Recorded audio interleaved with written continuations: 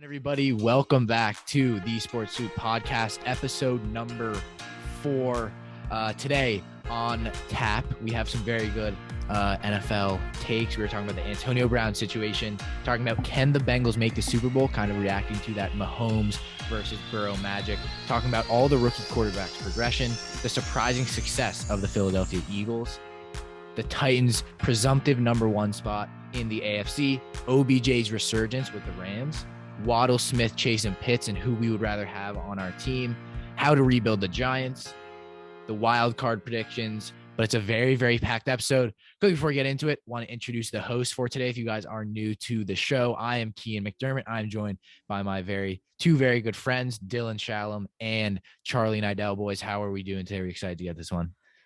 Very excited. This should be fun. First online podcast. I expect it to be close to as fun.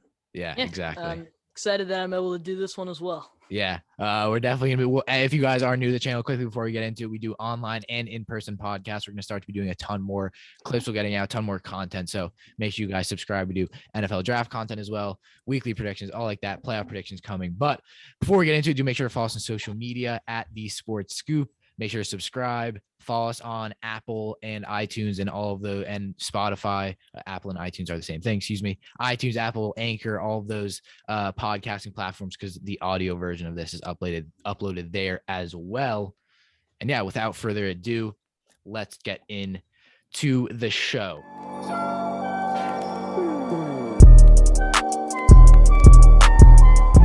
We're going to start off number 1. All right. This was a very controversial topic, boys. It was the Antonio Brown burst reaction, something we don't see a lot. Antonio Brown essentially quit and threw away his NFL career mid-game against New York Jets. If you guys obviously, didn't see that clip, ran across the end zone, took off his shirt. Reaction-wise, it's been a day since it happened. How are we feeling about Antonio Brown? Because that was something I've never seen before. I'll be honest, I don't really know what was going through his head. As you said, I've never seen something like that before, except for maybe the only thing that I think can compare is Earl Thomas. Mm-hmm. And I think it was a statement. And one thing we'll talk about is does Antonio Brown have a future in the NFL? And I think no, at this point. I think after the Steelers, we thought he was done. Patriots picked him up. He got a little bit lucky. Then he came to the Bucs, where he's been relatively successful with the Bucs. And clearly something's going on that we are not informed about. And I think that's it. I think he's done. I think he's got to be. Well, what's interesting about that is that the Buccaneers actually didn't officially release him today. Yeah, I saw that today. He's still technically rostered by them. However, I think more than anything, more than memeing him, more than doing these things and making fun of him, really bashing him for this, I think we need to, as a society, as an NFL fan base, just come together and be there for these types of guys. I know he had a crazy outburst, but he's definitely not in the right state mentally. And if we keep on making fun of these guys with serious CTE problems, potentially, you have no idea how downward spiral it could go. So more than anything, we have to be cautious about what we say on the internet. Just make sure we're not absolutely flaming the dude. He's definitely has his own problems. That being said, it is inexcusable, and I don't think he makes another roster.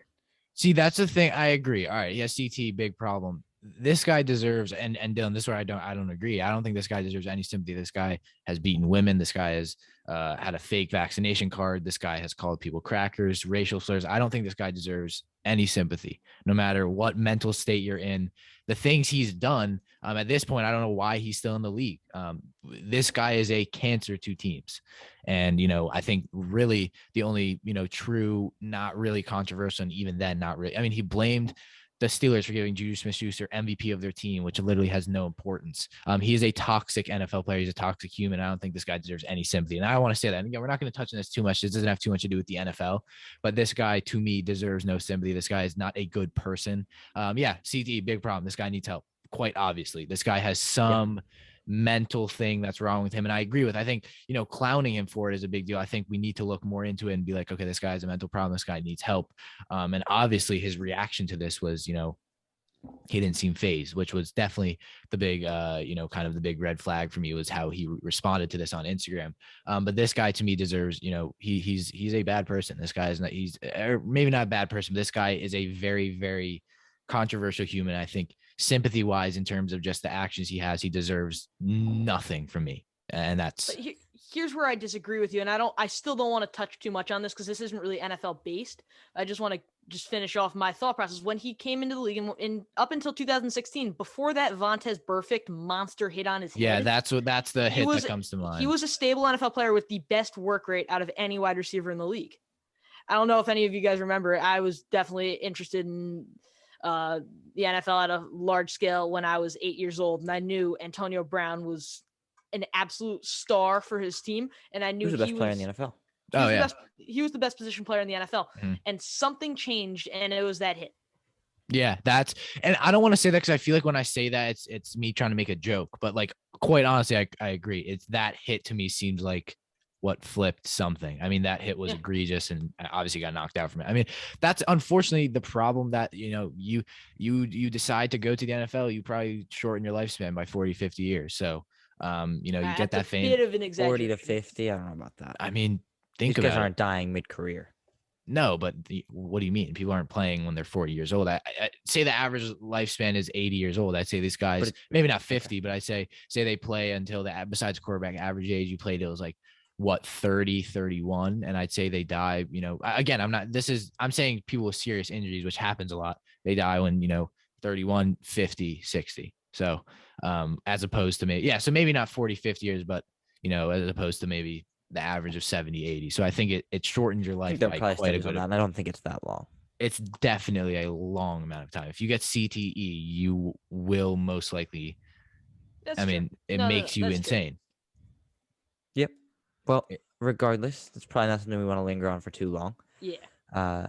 So if you want to head on to the next one. Kian, what do we got next? Yeah, so next up. Quickly, one more thing. We are not medical professionals. If you guys want to correct us in the comments for anything we said wrong, I 100% am willing to understand and take your word for it. I'm not a doctor. Just wanted to put that out there. Okay, now we go on. I think, yeah. I mean, the simple fact of the matter is that NFL players are dying faster than other athletes. That's how it goes. That is a factual statement. I just looked it up.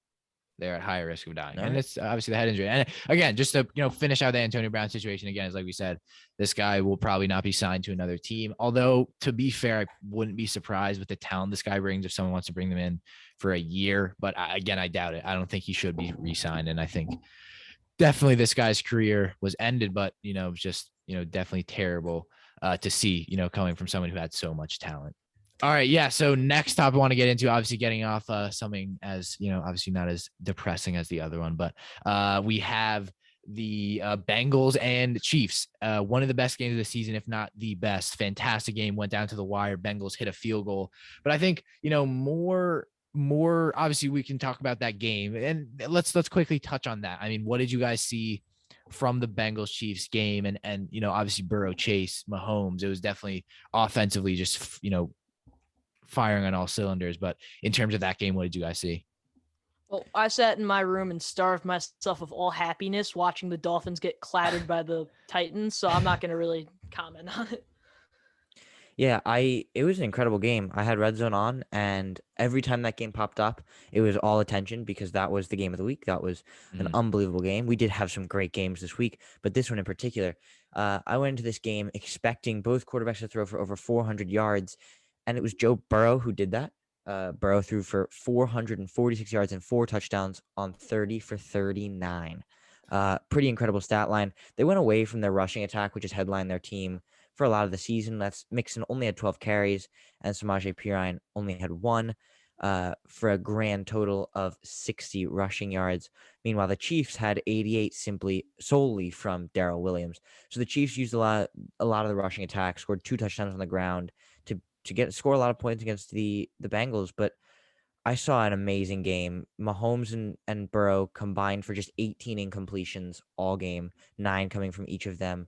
Mahomes 259 and 2 touchdowns. Burrow that 446 and 4 touchdowns. It was an incredible game. Jamar Chase, star in the making, 11 catches, 266 and 3 touchdowns. Incredible game to watch. Yeah, and again, make sure you guys go check out my Jamar Chase film analysis if you haven't. But more and just not only recapping that game, but as in terms of the Bengals Super Bowl potential. Now, I mean, this team has potential to get number 1 in the AFC after week 18, assuming that they win and other things have to pan out. I think the Chiefs would have to lose, but And the Titans. And the Titans, but they're still in it, and I think that's the story. The Bengals were projected to get 4 or 5 wins this season, and Joe Burrow, they have found a very, very good quarterback in. And I think, as much as even halfway through the season, Jamar's producing, I'm like, I still would have went Penei Sewell. Now I'm like, yeah, no, Chase is the right option. Chase looks like probably the most talented player out of that rookie class. He looks fantastic. I mean, this guy looks like, maybe already one of the best receivers, or excuse me, Michael Parsons. But I mean, he looks like one of the best receivers in the NFL. And, to me, the big thing about Burrow is, and we text so much during the games, is this guy's release and timing of pass is second to none in the league. This guy knows when to throw a ball, and that shows. Completion percentage shows. And me as a I criticize a lot of quarterbacks. Again, not to throw too into the mix. We do it all the time, but I say if you're being an accurate quarterback is not like a standout, oh my God, this guy's a franchise guy type. I think all good, decent quarterbacks, all top 15, top 20 quarterbacks need to be accurate, or else you're Drew Lock, who has, you need to have a 60% plus completion percentage unless you have some other ridiculous stat. And I think Joe Burrow, to me, just seems like he's the top of that kind of status of just the ability to complete the ball. And I think, he's been fantastic. I think, obviously the week prior, the Ravens game where he threw for 500. I mean, this guy has been statistically one of the best quarterbacks in the NFL this season. I think they found the franchise guy. And in terms of going to the Super Bowl, I think we've seen, the Chiefs are arguably the best team in the NFL. While they might not be the top of that AFC or tied for it, I think they beat a very good team. And I think, this team can compete with anybody. I mean, right now, if they were to play the Bucs, I'm not sure if the Bucs would be favored, especially with, injuries that happen to teams. I think the Bengals are healthy. Defensively, they're good. And this team just looks fantastic. So I will say really quick, though, the Bengals, although they're beating this amazing Chiefs team, the playoffs is a different beast. The playoffs, it's just played differently, and I know it was a great game. Love to watch it. Love that the Bengals won it. Underdogs, I'll take that any day of the week. But the Bengals don't have, and that'll probably squander their deep playoff run, is experience. They just don't have a lot. If their top 2 players are first and second year players, and they've been playing at incredible levels, but Joe Burrow played only a few games in his rookie season, and now has played all of this season. Almost an injury scare at the very end of the game there. That would have been awful, but Jamar Chase has only played 17 games of his NFL career, and to expect a team that's led by such young players to go out and make it to the Super Bowl, it's a rough challenge. It's going to be very hard. When Mahomes did it, he had Travis Kelce and Tyreek Hill with him as his supporting cast. So I think if it comes down to it in the playoffs, I'd favor the Chiefs to win a rematch. I would also probably favor the Chiefs, and I think for all the reasons you touched on. But my real problem with the Bengals, and the reason that I will not have them going far in this playoffs, and it's unfortunate because they're a really fun group to watch. They were 2-14 2 seasons ago, and this rebuild is absolutely incredible. Yeah. But the issue that I have is the inability to stop the run. They have not done well, or not the inability. It's not good enough in the playoffs. So if you're going to go up against Darrell Williams and give up 88 yards, and I don't want to disrespect Darrell Williams, but he had 88 yards and 2 touchdowns against the Bengals. Now you go into a wild card game against Jonathan Taylor. What are you gonna do? But I mean, I agree, but I think the Chiefs right now arguably are the best team in the league. Let's look at the Bengals. All right, let's say Bengals outscored them. Look, all right. So say the Colts. Bengals go up against the Colts wild card. All right, Jonathan Taylor plays very well. Although I think their defense is good and can stop, potentially stop Taylor. I would say Taylor generally gets the better of defenses because he's the best running back in the league right now.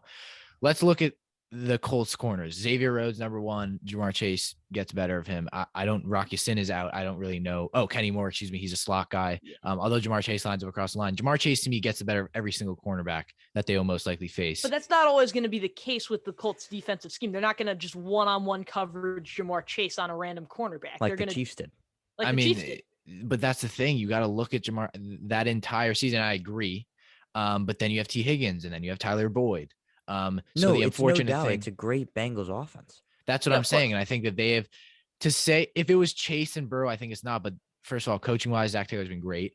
And I think looking at that receiving core, there are so many weapons there that they have to cover so much. And no playoff team, maybe if you go up against the Rams in the Super Bowl. But besides that, I like no team to me, even the Bucks, say they went play the Bucks Super Bowl. And again, I'm giving playoff matches, but say the Titans, the Chiefs, the Titans, no good corners. They do not have a good corner on their roster. Christian Fulton's been excellent this year. Christian Fulton, I get your point. I mean, Jamar Chase, to me, I think this team can exploit them. And again, it comes down to defensively. And I guess on any day, any team can play good, can play bad. But I mean, we don't give enough credit to this Bengals offensive line either, which has been fantastic. Yes, and I think that's the big reason. I think Burrow, there's no reason why this team, if they get the right matchups, and I think right now this offense is not stoppable. Well, what I will say is while the offense may not be stoppable, I would still favor the Colts in a match against the Bengals. I'm going to be honest. Right now, the Bengals have looked really impressive with what the Colts can do and what the Bengals, and this is Dylan, I completely agree with you. The Bengals' inability to stop the rushing attack will be their demise because if they can't stop the rushing attack, and the rushing attack is what chews clock. If the Bengals can't get the ball, they can't score points. Jonathan Taylor in a game against the Bengals would not let the Bengals get more than 4 possessions per half, if that. I agree with that. And but then you have to look at Carson Wentz. They're not just going to pound the ball. Colts, and Wentz doesn't look they will just pound pound the ball with Taylor if that's what it takes to win. They tried not to do that against Vegas and they lost. Game. They'll give it to him 40 times per game if they have to. They tried to change stuff up against Vegas and they lost. Yeah, but you guys have to understand there is not a single running back, not even Derrick Henry, that you can give. I mean, I get. At the end of the day, Wentz will throw the ball. That's yes, not. No, there's no doubt. But then you look at that, you see Wentz throwing the ball. The Bengals secondary isn't by any means one of the best in the league. It's not like they're going to get an interception every time he throws the ball. Yeah, but think of it like this, Dylan. Look, we talked about this in the last podcast. All right, great defenses versus good offenses. The Bengals right now have an elite offense. Yeah, I think you could argue the Bengals have the best offense in the NFL right now. I agree. And I second agree. I think the Bucs have a better offense when they're all healthy. Yeah, but they're not going to be. They will be all healthy. No, they won't. Godwin is now out. Brown's now out. Evans is still fighting injuries. Levante David. I mean, the Bucs team to me seem like they could be a first round exit if they play the wrong matchup. All right. Look, again, we're not talking about them. I think we get away from the topic a lot. I think what the Bengals have with this passing attack to me is second to none. And whether we think a playoff team, all right, say a playoff team faces them, a good offense faces them. It's not like this Bengals team doesn't have a good defense. It's not great. It's a good defense. Okay. It's better than the Chiefs defense that they went to the Super Bowl with. And the Chiefs had a great offense. And I think no one will I'm not going to compare the Bengals offense to the Chiefs that won the Super Bowl or the Bucs that won the Super Bowl. But what did they have? 3 great receivers, and the Chiefs didn't even have 3 great receivers, but obviously, I mean, I guess Sammy Watkins and Kelsey, whatever. But the Bucs, Godwin, Evans, Antonio Brown, and they had a ton of depth. And then you look at their running game. Neither of these teams had a pounder running back. And Mixon, if anything, Dylan, this has proven us this season is that he can be a top 10 running back. But not in the big games because they just played the Chiefs and only gave him the ball 12 times. Because the passing attack was fantastic. Look how many times Joe Burrow threw the ball. But why would they need to use the passing times. Attack if they weren't playing from behind? There we go. But they were playing from behind for most of the game. And that's if not, they go up against playing the Colts, from behind against Jonathan Taylor, he's going to take the clock down. I love that we were thinking synchronously there. That was awesome. Yeah, but we're not. I'm not playing from behind against a rushing attack. Yeah, but again, you're comparing this to Taylor. This is nothing to. This is not has anything to do with Jonathan Taylor. This is a completely. All right. Hold on. I'm respecting your point, and I want you to say what you think after. But do you think the Bengals are the best team in the AFC right now? Do you think they're going to make the Super Bowl? I just want to hear what you say. I'm not saying that. We're simply posing the question of this Bengals team looks fantastic, and could they make the Super Bowl? Of course, right? They can. So exactly, that's what I'm saying. So Kian, what are you saying with the former Super Bowls? I'm saying you look at these teams, and all right, the Bucs are probably the most rounded team I've seen win a Super Bowl in the past couple of years. Great defense, great offense. Philadelphia. Philadelphia as well. Well-rounded team. I don't know. Philadelphia as well. But they weren't as good. Yeah. Yeah. The Bengals, to me, in every which way, look like a Super Bowl team. A defense that's good and an offense that's explosive. And I think they have every single position possible to play from behind. And for Jonathan Taylor, he can run down clock, but what's the best thing to score efficiently and on time? Someone who can pass the ball accurately and very well on a good offensive line and 3 receivers. Someone who can go deep, someone who can go intermediate. I don't want to keep bringing up the Colts against the Bengals because that might not even be a matchup. Yeah, but we're posing. Yeah, okay. We're posing the question: do you think Joe Burrow would be able to throw for 450 yards against the Colts? Yes. I honestly don't know. I genuinely don't know. I don't think so.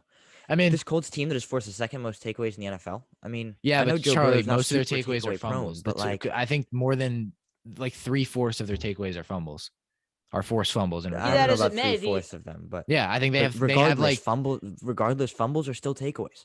Yeah, but fumbles is much different from throwing the ball. No, you can throw the ball and still fumble. Yeah, I know, but I think most of their fumbles are off running. But I don't know. This is I think it comes off their edge and then they're throwing ball. So whatever. I think the Bengals, to me, and whatever ended off, I think first of all, this Burrow-Mahomes matchup for the rest of their career is going to be incredible in this. The AFC has some awesome quarterbacks going into the end of the careers. It's going to be amazing. Yeah, and Burrow to me looks like he can go do it, and I think this would be a much different situation if it was a kind of an unstable quarterback. Like, say, for example, this is a Trey Lance or a Zach Wilson, or I know I'm comparing to rookies, but even a Justin Herbert. I mean, none of these guys have proven. I think Joe Burrow has proven he can win in big games, and he just beat the Chiefs. And I think that's a prime example. You just beat the Chiefs to win their division, to potentially put them to win the AFC. I mean, if that doesn't prove to you that he can go play in the Super Bowl or that he can be clutch and make it in the playoffs, and I know it's a different beast, I don't know what will. And I think that's what everything that the Bengals has shown us this year, they can't show us anymore that would, besides going back and playing 3 more years, which isn't possible, which, being more experienced, they have shown everything they can to show that we can make a deep playoff run. And if I'm any AFC team, I do not want to play the Bengals right now. And the Colts, to be fair. Although my problem with the Bengals, like I may be just underestimating the Bengals. I think they're a very good team, but when I look at, they have 5 possible opponents for that first round in the wild card. That's the Bills, Patriots, Colts, Chargers, and Raiders. And all of those games, I think they could win. I don't think I don't think they beat the Colts. I don't think they beat the Colts. Last time they played the Chargers, they let up 41 points and only scored 22. I'm not saying they wouldn't beat them this time, but they got kind of blown out by the Chargers. The most unstable. The Chargers would be the most unstable playoff team. The Bills are one of the only teams that have as dynamic of a quarterback as Joe Burrow with Josh Allen. The Patriots' defense has proved themselves, and so has their rushing attack. Yeah. The Raiders, they would most definitely beat. The Raiders, they would beat. The Patriots, I think, probably are a team that I think the Patriots would be a big game. They would. All the teams but the Raiders just pose big problems for the Bengals that they're going to have a hard time addressing. Not saying I don't think they can win, but I don't know that I would pick them to win. Then if they win, they play the Chiefs. Yeah.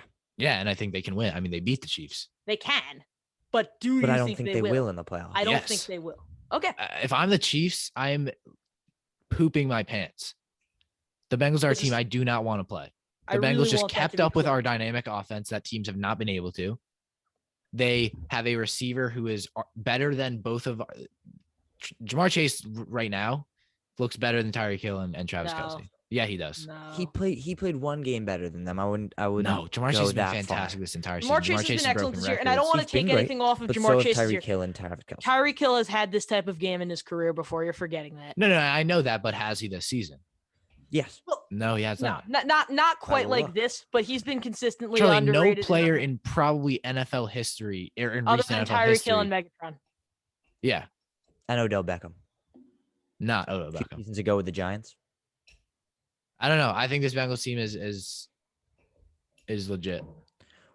We're forgetting this is week 4. Tyreek Hill had 186 yards and 3 touchdowns. Not as good as Jamar Chase, but it compares. Not really. It almost 100 yards more. It does. It does compare. There is a ginormous touchdowns regardless. There's a ginormous difference from going for 150 plus. We see that a lot. Not a lot, but you see that basically every season, maybe almost every other week. He had 266 yards. You don't see that from running backs. You don't see that from quarterbacks a lot, and 3 touchdowns.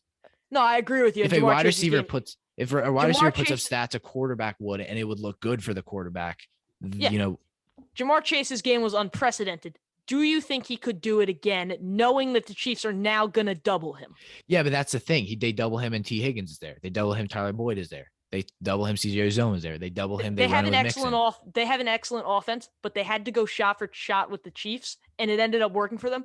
But someone has to question the calls that were made on the field in that game. There were a couple of questionable ones. Not really. Yes. I think there is a.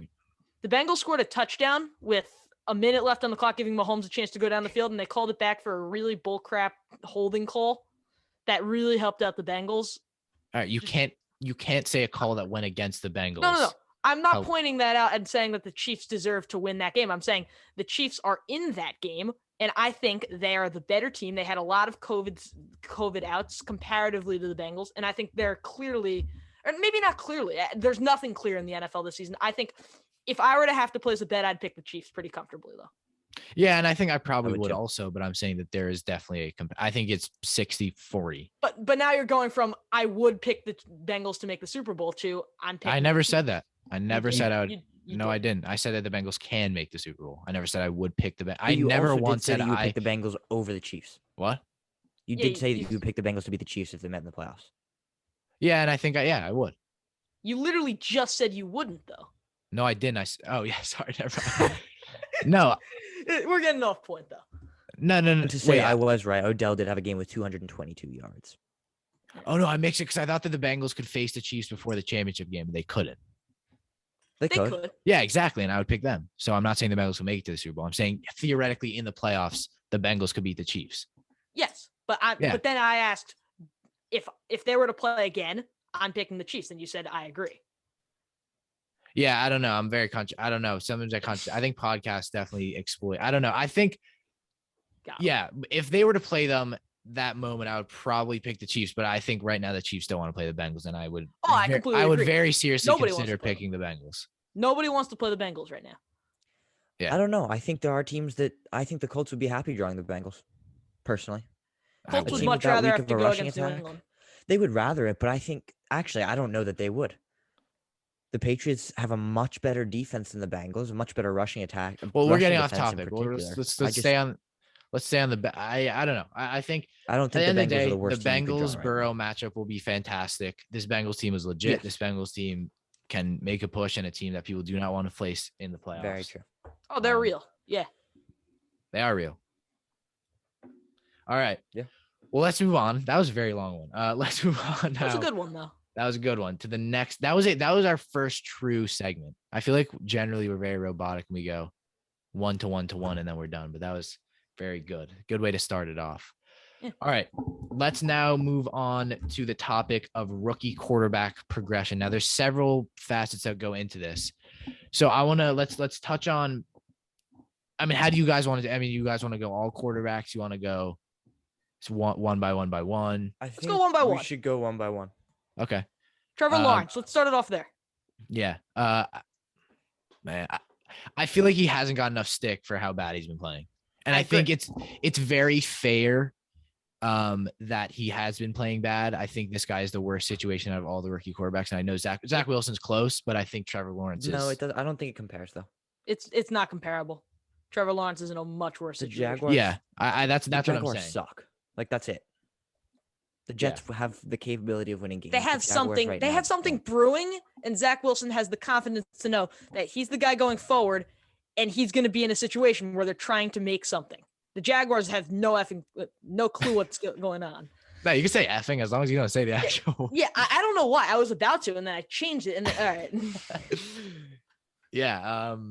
No, and statistically, Trevor Lawrence has technically been better than Zach Wilson. 3,000 So that's- yards. But he's It's shown just- no progression. No, None at and all. I think I agree, but I think the reason that this guy looks so much worse, and I think the reason why we think he hasn't got much progression, because this guy literally never lost the game Yes. through high school, through college. So this guy was put on this pedestal, which he was deserved to be put on because he was so good coming to the draft. We've never seen a quarterback like him. And then, goes to the Jaguars where we know there's going to be struggles. Did we think it was going to be this bad? No. That being said, he has 3,400 yards, 10 touchdowns to 17 interceptions, which is bad. I think the picks have been a big problem. But to be fair, Dylan, you talk about no progression. He looks a lot better. 3 picks first games, to the second game, to the third game. And then after that, he hasn't thrown more than 1. And he's went on streaks of 3-4 games. Oh, he threw 4 picks against the Titans, and 3 against the Patriots. Okay, never mind. Here's my issue with him, though. And you were making a solid point. But when we're talking about progression of a rookie, they have to be really, really good at something if the progression is limiting turnovers. they have to be really, really good at one particular aspect if their progression is limiting turnovers. Otherwise, they're just becoming an okay quarterback. Yeah. And That I think being that said, Trevor Lawrence has everything in his locker. It's just whether or not the Jaguars are able to utilize it. And I wouldn't be surprised if he gets traded in 3 years because they're a cancerous organization.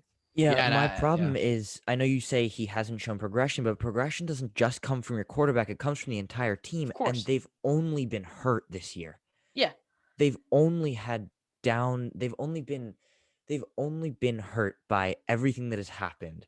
And Trevor Lawrence is unfortunately he's kind of the blame is kind of taken off him because he's a rookie quarterback, but the blame is also kind of put on him because he's the quarterback. And I think we're right not to jump to anything and stick the blame on him. I don't think we're letting him get away with anything. The Jaguars as a whole suck. They're bad. They are a bad team. They are a bad organization. It is not Lawrence's fault in the slightest. Who are his top receivers? Marvin Jones. Marvin Jones, who was the number 3 receiver for the Lions a few years ago. Laviska Shenault. Laviska Shenault, who I thought would have a much better season this year, to be fair. Hasn't shown us anything. DJ Shark has been hurt, I believe. All year. Their number one receiver who's been getting the most targets as of recently has been Laquan Treadwell. Yeah. I'm sorry. It's just he was like a 4th string Vikings receiver. Yeah. It's just not okay. The situation they're not in is okay. They're in is not okay because, Travis Etienne was hurt before the season even started. That would have been just adding another dimension. Not only was Travis Etienne hurt before the season started, they didn't want to pick him. Yeah. They were not given their opportunity to pick what they wanted. Yeah. And then James Robinson just got hurt. I know this is recent, but James Robinson just got hurt. He was injured a little bit in the beginning of the season. Their defense is awful. I can't name 2 good players on their defense. I know Miles Josh Allen. We have the metaphorical Miles Jack and Josh Allen. I'll give that. Yeah. We have the metaphorical and literal kick in the leg, which is Urban Meyer. Yeah. I know. I think it's because Trevor Lawrence to me is someone who we went into this league and it was literally unfathomable to be like, this guy will not be successful. And I think that's the big shock. He had always been successful. And I think that's the big shock that's come to NFL fans. So wait year 2. That's been the whole thing with me. And I think that's we should, definitely want to bring in all of the quarterbacks within the conversation. I think comparatively to all the other quarterbacks, statistically, he hasn't been there's not a very, very evident, he's a lot worse. And unless you compare, right now, we still haven't posted this. I still have this graphic. If you're right now, and I'll ask you this question, if you were to take a quarterback and have him for the next 10 years out of all the rookies, I would still take Trevor Lawrence. I would still take him. So I think that's what people, he was the number 1 pick, and that's what it is. But yeah, and it's so what's more concerning to me is I have not once seen a flash of this guy's upside of, because he's literally good at everything. That's my whole. I happened to watch the Jaguars. I haven't watched the Jaguars once. In London, which made me. That was his one game. That was his one game. I believe he had over 300 yards. He had a good game that week. Yeah. But still, even then, I think you only had a touchdown. Let Trevor Lawrence have a good game. Yeah. All right, moving into the next one. Defense. Yeah. All right, we weren't formed at that point, but but we're gonna stats. Don't mention the Dolphins. The stats. He doesn't look that much worse than everybody else because I believe every rookie quarterback, with the exception of Davis Mills and Mac Jones, has a negative TD/INT ratio. That's true. Yeah. That's Mac Jones, who I wouldn't have expected to have. But Lance hasn't really played enough to show that he, Lance has only played a couple games. But of the quarterbacks who have played a decent amount of games, Wilson's got more interceptions. Fields has more interceptions. How many does Wilson have? Lawrence has more interceptions. More interceptions than who? Early, but than touchdowns. Oh yeah. And Trevor Lawrence has 10 to 17, which is worse than them. But Mac Jones and Davis Mills, who are looking like the best rookie quarterbacks right now, are the only ones with positive. That's it. Let's go on to Zach Wilson, though. I want to hear what you guys think. I'm slowly becoming more impressed by him, and I wasn't really that high on him coming into the league, honestly. I thought it was a bit of a reach. I thought they had to go with the guy who's been playing in the better league, and I thought they should have taken Justin Fields. But Zach Wilson's starting to grow on me a little bit. Yeah, I'll say this. I think Justin Fields would be a much better quarterback for the New York Jets. I agree. I think still if do agree, and we'll yeah. get to Justin Fields. I want to hear about Zach Wilson. Yeah, but I mean, yeah, I think it's good to compare all of them in the segment and kind of, bring them all in the conversation. I think, comparing Fields and Wilson is definitely close. Zach Wilson to me has shown a lot of progression. The whole thing I said in our weekly predictions, the thing that he needed to do was be calm in the pocket, make smart decisions. BYU, you look at all of his plays, and this is what concerned me a lot when you look at the all 22 film of his. Zach Wilson was not playing a great division. We can confirm that. Although BYU have started to, get a little bit better. But he was on the better team. So yeah. Generally Zach Wilson was was on the better team, whoever they were playing. You look at a lot of his, his film against North Carolina, one of the better teams they played, and some of the, other and even then not great teams. Coastal Carolina. A lot of his passes when he was a rookie, the ones that were the deep balls that were caught for a touchdown, a lot of them were underthrown. A lot of them, the receiver had to adjust. And I think that comes down to the talent wise. I think a lot of people saw that and got really excited. Does this guy have a really, really big arm and accurate at times? Yeah. And I think what we've seen a lot of him do is start to make those check downs and then go for his shots when he wants to. And I think he was trying to show the BYU Zach Wilson, where at the end of the day, when you are a college quarterback, you have to become the quarterback for that, for that NFL team. You have to adjust to that NFL team. That's, I think, a big reason why quarterbacks struggle. Trey Lance is no longer on North Dakota. You can't play like how you would play there, where you're launching the ball downfield. Although, to be fair, San Francisco have that air raid offense. Again, Trevor Lawrence, although he has the most, intangibles, to be fair. It's about translating that. And I think Zach Wilson had a rude awakening when he tried to do that from BYU to the Jets, but now he started to find it out. And I mean, that Buccaneers game is just as much evidence as anybody needs of progression. He looked great and he almost beat the best quarterback of all time.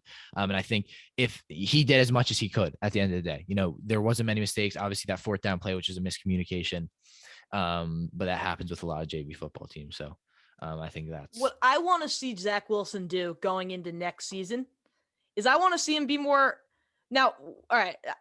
No, let me get a second to find my words. I was about to say something that was very wrong. What were you going to say? Just say it. I was about to say I want him to be more confident and then not. Yeah, I no, but Dylan, coming. that's a good point. Like, you want him to start the season confident. He's ending the season looking more confident. No, but that's not my problem with what I was about to say. Yeah. Oh, sorry. Sorry, Charlie. Yeah. Never mind. I got the problem that I had with what I was about to say is he started the season incredibly confident. And he threw 50 interceptions. But the thing is, I would much rather my quarterback start very confident, and I think that's something that all these quarterbacks have.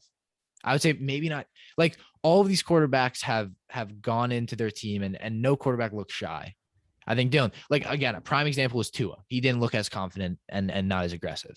Like, and I think, and he's starting to get there. Fair enough. And I think all of these quarterbacks have, and I would much rather my quarterback start off confident and be like, okay, I can't do this, throw a couple interceptions, and then, slow down. Because I think confidence, as much as it can breed craziness and bad players, I think it breeds more talent than not being confident. Yeah. Yes. Because when you're confident, you be confident. But if he's too confident and he throws those picks, then he starts to lose the confidence. Yes. And but that's a good thing. You want that to increase happen, his Charlie. Confidence. Then no, you don't want him losing his confidence. And you don't it's want not confidence. It's not losing his Charlie. You don't really lose confidence after you throw picks. You lose confidence after people yell. No, but you lose confidence after people. You do, but I think it comes down to coaching wise. Like if you get yelled at after a play or something, you lose confidence. You don't want to go do that. But if you're encouraged and you only get yelled coached, at if you're throwing picks. Yeah, but if he's taking a step down and he's throwing the smart passes and he's building confidence, that's because he's learned. That'll set him up better. What we're seeing from him now is exactly what we need to see from rookie quarterbacks when they come into the league. They hit their mark, they do everything they need. And now we need to see him in order for him to become a star quarterback. Right now, he's playing like a good quarterback. In those last couple of games, he's been playing as a good quarterback. I have no problem saying that. What he needs to do to get on the level of a Josh Allen or even a Lamar Jackson or a Tom Brady. Well, not Tom Brady. Not Tom Brady. That's not going to happen. But to get on the level of a Josh Allen, Justin Herbert, and he was the second overall pick, I have full confidence that he can do this. He needs to start hitting on his deep passes. Mm-hmm. Something that the only thing that Daniel Jones does better. He misses. It's not that he doesn't throw deep passes, which is the criticism of Tua Tagovailoa. Is that when he throws deep passes, it's more likely to be intercepted than it is to be caught. So yeah, I think Zach Wilson out of all the quarterbacks has shown the most growth besides Mac Jones, who's just been good. I mean, look at this. This is perfect. No, but most growth I've seen from Zach Wilson, 100%. Yeah. Out of all the rookies, quarterbacks, I think I've seen the most growth from Zach Wilson. Yeah. I mean, look at it. First 6 games. Zach Wilson needs to do next season to prove to the Jets fans and the NFL fans that he is not a joke. He is here to make this franchise what they need to be. He needs to start hitting his deep passes. Unless he doesn't want to do them, unless he doesn't want to try them, then they'll end up being a solid team. They won't, but he won't be a star. Yeah. First 6 games, 4 touchdowns, 9 interceptions, first 6, 4 touchdowns, 9 interceptions, last 6 touchdowns, 2 picks. So that's growth, literal growth, that's number. It's maturity. Yeah. Maturity. I think that's growth, maturity, whatever you want to call it. So I think that's my takeaway from Zach Wilson, because week 18, I think it's good to start concluding your opinions on people who won't make the playoffs and stuff like that, because, my takeaway from Zach Wilson, especially after that Bucs game, is if I'm Jets fan, even if he does terrible week 18, I'm kind of shunning that out. I think this is the week where you're like, okay, this is a great way to end the season. Even though we lost, Zach Wilson looked really good. So I think that would be my takeaway for Zach Wilson. Right. Maturity. Let's move into Justin Fields. I'm very interested to hear your takes on him. I have actually a pretty positive outlook. Justin Fields was not pick number 3. Let's go Trey Lance first. Okay, fair enough. I thought we were going to go over him, but we can. Yeah, I mean, Trey Lance to me, I think the main topic, and I'll let you guys go first. The main thing for Trey Lance is we saw him win a game against the Texans, so at least he won. He struggled though. Yeah, he did. Trey Lance, but he looked good at the same time. Yeah, I mean, we saw Trey Lance. Yeah, we saw Trey Lance. So what would your guys' takeaways be from that game in terms? I mean, because we're not doing game recaps. We're trying to do season recaps of all the quarterbacks. But Trey Lance, I mean, we haven't seen. I don't know. Has he played a full? He has though, right? He played the full game against Arizona earlier in the year. Yeah, right. And that was a close game. They almost won. He didn't have a good game. And he did not. He was 15 for 29, 192 yards, and a pick. He did play well, however, the week before against Seattle. They lost by 1 score. He threw 9 for 18, 157, and 2 touchdowns.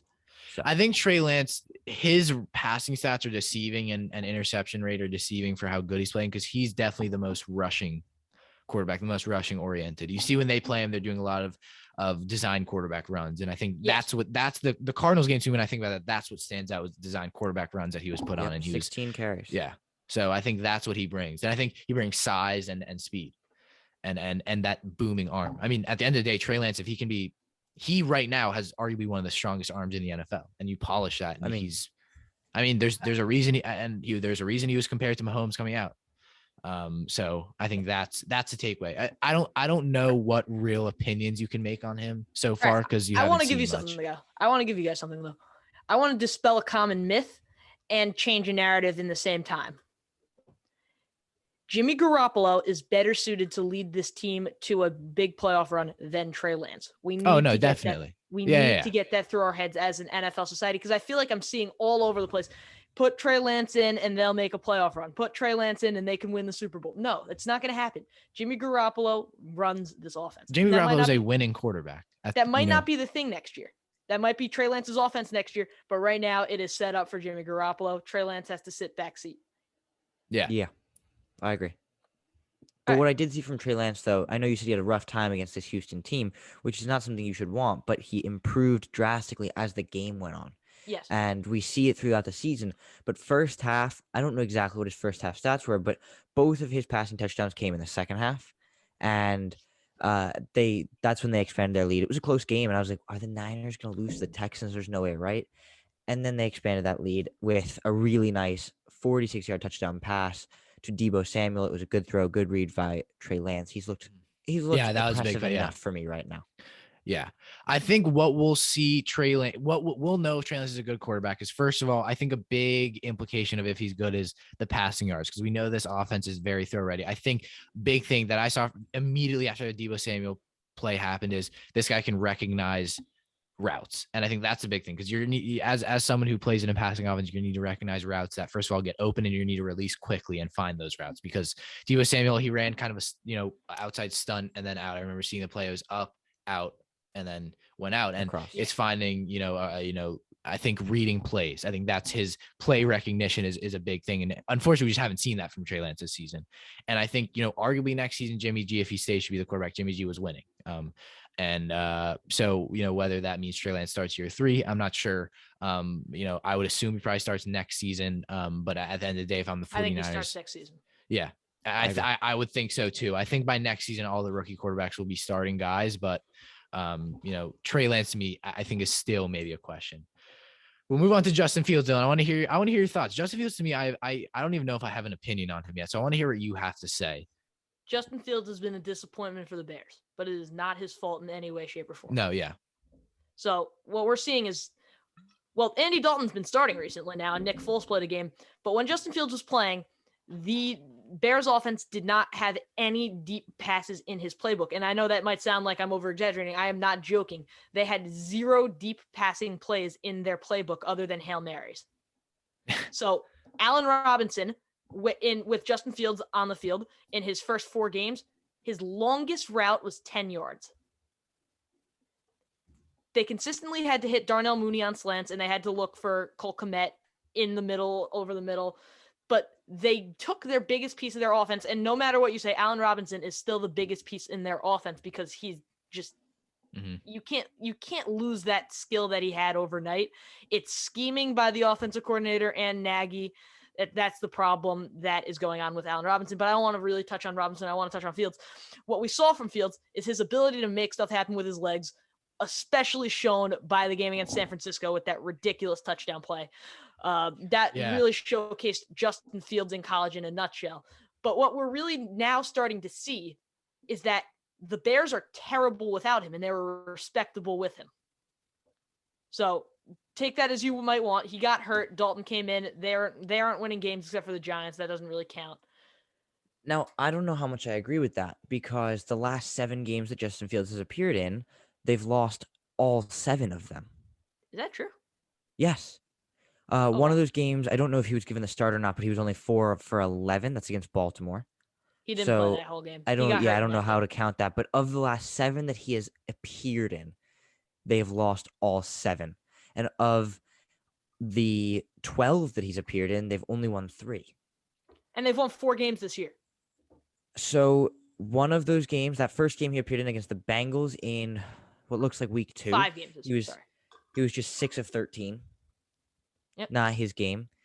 Then 11 of 17 in their next win, 12 of 20 in their next win, and then it went downhill from there. I think the one impressive game he played wasn't even really a close game. It's that 33-22 San Fran win, and he was 19 of 27, his best completion percentage this season, not counting his 100% in week 1. But 70% respectable numbers, 1 touchdown, 1 interception, plus that 103 rushing yards with a touchdown on the ground. Very good game from Fields that they lost by 11 points. Here's the difference. And what I'm saying by respectable is even give us our predictions. When Justin Fields got sat and when he hasn't been playing for the rest of the season, I've had no thought process to pick the Bears. Yeah, okay. I think that's definitely a good point. I think he adds a dynamic side to that offense, no doubt.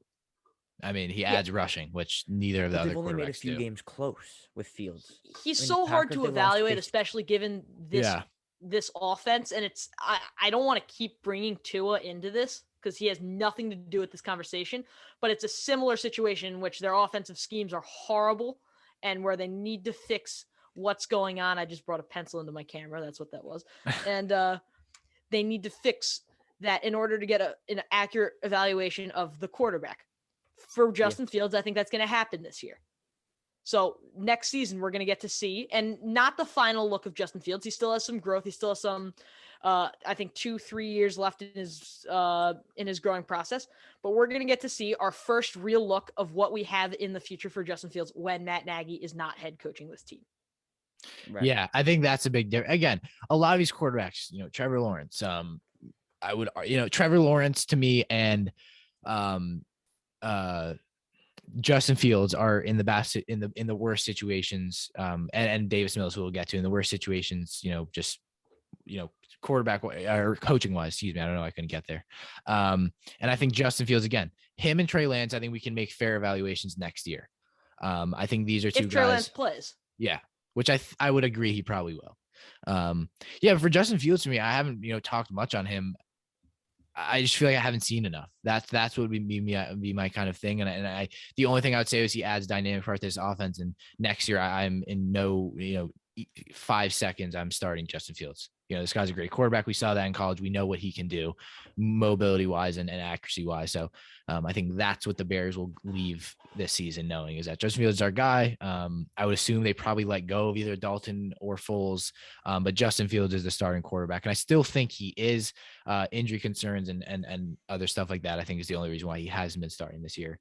But again, I agree. I think you have to see a quarterback play 17, 18 games to make a first impressions kind of look at them. Yeah.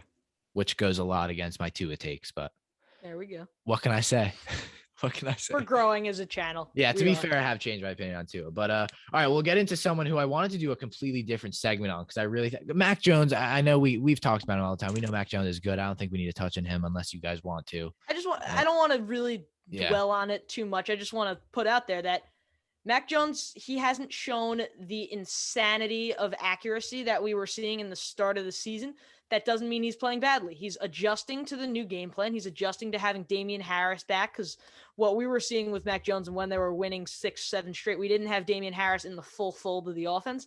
And just because he's not having maybe statistically as good a game, even against the Colts, he didn't have a good game and they lost, and it might be up to him.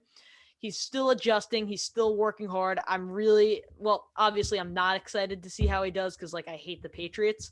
But it's an interesting storyline. I want to see where it goes. I mean, I will say, written up here, we have, is Mac Jones ready for a road playoff game? My answer to that is yes. He's looking. You don't play on the Patriots for an entire season without being ready for a road playoff. That's what I'm saying. So I don't think that he himself is more ready than those other quarterbacks if they were in that same position, if they were on the Patriots. But what makes Mac Jones ready is Bill Belichick. And, I mean, the Patriots aren't going to make the playoffs just to be scared of a road game. Bill Belichick will not have that. And I think they'll go into a road game still with high hopes. Jones will be ready. He may be a little shaky. All rookies will be. But Belichick will have it drilled into them. Belichick is the best coach we've ever seen. I think Belichick's going to have them completely ready for that road playoff game. Yeah. I think that's all we got to talk about, though. Yeah. Unless you want some. No, I agree. I definitely want to touch on Davis Mills, though. Yes. A very up and down, again, I think Davis Mills to me has shown, and I won't lie. I mean, coming out of college, I did not know much about this guy. Coming to this season, I didn't know much about this guy. He was someone who I would say probably 4 days before our draft live stream started said, hey, this guy from Stanford is rising up draft boards. And I think they got him in the 3rd round. Him and Kellen Mond were the 2 third-round quarterbacks. Davis Mills to me, when he plays well, looks like the best quarterback besides Mac Jones. I'm not going to I think you can compare them, though. I mean, he looks good. Davis Mills to me looks like he deserves another year. And I think that's the takeaway that we take from Davis Mills, that this guy deserves another year as a starting quarterback for the Texans and a full year starting. I feel so bad for Tyrod Taylor because once again, a rookie quarterback takes away his, spotlight. But I mean, it's very interesting to see actually that he has had Herbert, Josh Allen, Baker Mayfield, and now Davis Mills take away his spotlight. I mean, I think Davis Mills, besides Mac Jones, is the only quarterback with more touchdowns than interceptions, and he's played less. I mean, he has a 66% completion percentage, 2,300 yards, 13 touchdowns, 10 picks, and then 85.2 passing, PSR. He looks great. Or QBR, excuse me. I'm going to go out on a limb here. I think Davis Mills is the best quarterback out of this class right now. Playing in the NFL currently, I think he's been the best. He's playing in a really bad Texans. I don't even want to say really bad Texans offense. They're an okay Texans offense. Not with a bad offensive line. Mm-hmm. And he's working out a way to win games. Two games. Not with game. A terrible running game. They have absolutely nothing going for them there. And he's winning games on his own. Yeah. So that's why I'm impressed by him, is that the lack of help, and he's still been able to look better than a Justin Fields or a Trevor Lawrence. That being said, move into next year. I don't think we're going to see much more out of him. I think we're seeing everything on the table right now. And even if you get him the protection he needs, I don't think he improves that much. I think that's because of the Texans, not because of him. Like, I don't think that he's reached his limit. I think the Texans have reached their limit right now. And it's sad to say that Yeah. that's at 2 games. But Davis Mills has looked really efficient in all but 2 games. And that's the 2 games that they didn't put up any points. Obviously, against the Bills in his just week 3, maybe week 4, that is, they lost 40-0, and he threw no 4 touchdowns, picks. 4 interceptions. So if you take away his stats for that game, he's at 13 touchdowns, 6 interceptions. That's more than a 2-to-1 ratio. That's really good. Yeah. And then you take away the game against the Colts where he was 6 for 14, 49 yards, no touchdowns, no interceptions. Another really poor game, just hurting his average everywhere. I mean, the games that he's been playing are really efficient. He only has 1 game with more than 2 touchdown passes, but he only has the 2 games against 1 the Colts and 2 the Bills where he's thrown more than 1 interception. And to me, that looks like a really ready quarterback. Yeah. And what we're going to see come into this offseason, obviously everything changes if Deshaun Watson settles his cases. But Deshaun Watson is not returning to the Texans. I don't think so either, but it does span possibilities. Do they trade him? Do they get Darnold? Do they get Tua? Do they get Heineke? I think Davis Mills has taken that out of a shadow of a doubt that if they trade Deshaun Watson, it's not going to be for a quarterback. Yes. It'll be for 3 first-round picks. Yeah. Well, Watson is not the most of our concerns right now. We're going to let that investigation go on without making any assumptions. And without making me cry. I mean, Dylan's the only one who makes assumptions on the case, so let's not. No, I've made my assumption and I've not shared it. I'm pretty sure on that Deshaun Watson used to share it all the time. Yeah. Then I might have. Yeah. But no, I think the Texans are in the kind of the perfect situation because next year Davis Mills is kind of the perfect option because if he plays like not plays like we expected, but plays not great, they get that first, second overall pick, and maybe you go get Bryce Young. And then if he works out, you probably win and you find your guy.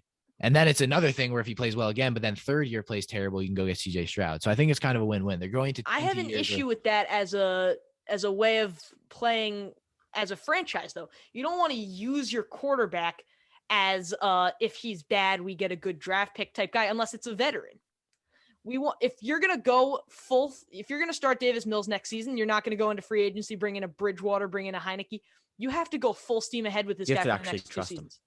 Huh? But Dylan, business-wise, I mean, think of what you're saying. That makes no sense. He's played 13 games. He hasn't looked fantastic. You're not going to go all in for him. Look at Josh Allen. Look at Well, you bring in a back. It will only hurt if you go into the season thinking, well, we have that draft pick in case.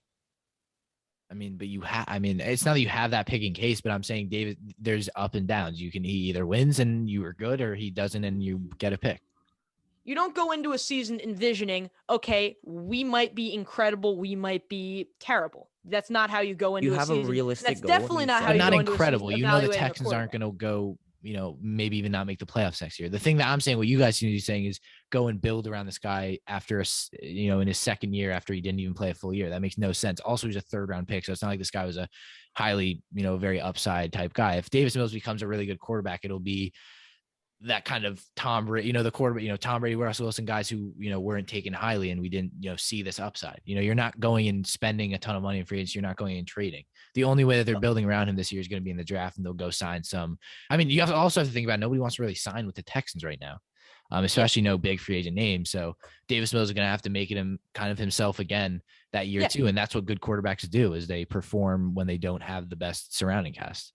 So that's all I'm saying. I don't think, my point being, and I understand what you're trying to say now, I didn't quite understand before, was you don't go into a season telling yourself or telling the quarterback, listen, you're here for the year. After that, if you're good, you stay. If you're not, you go. You don't do that. Yeah, but it's not for the year. You know what I mean? They're not going to explicitly say that, but the Texans know in the back of their head that if he's not good, we have a pick. Yeah, all right. You have to have safety plans. The NFL is a business. The Texans can't be terrible for 3 years or else they're not going to make no money. So it has to be. And, again, you bring in a Bryce Young, you automatically get attraction from NFL players and etc. But is that we're gonna round up the rookie quarterback segment? Yeah, I think that makes sense. All right. Well, let's move on to our next segment, some more recent stuff. Again, not something terribly long, but the surprising success of the Philadelphia Eagles, I mean, what did we see from what are we seeing so far? Jalen Hurts looked really good. It's very funny. I'm actually doing a Philadelphia Eagles Madden franchise. Just quickly, a very, very short tangent. I started a Dolphins franchise. I'm doing a after Philadelphia Eagles one. Sixes and I quit. I'm doing a Philadelphia Eagles one. I simmed the first year. We had 3 draft picks. I took the first 3 first rounders, simmed it, simmed the rest of the draft. Got a what's the questionable development? The blue hidden development. Excuse me. They drafted some quarterback named Kitchen.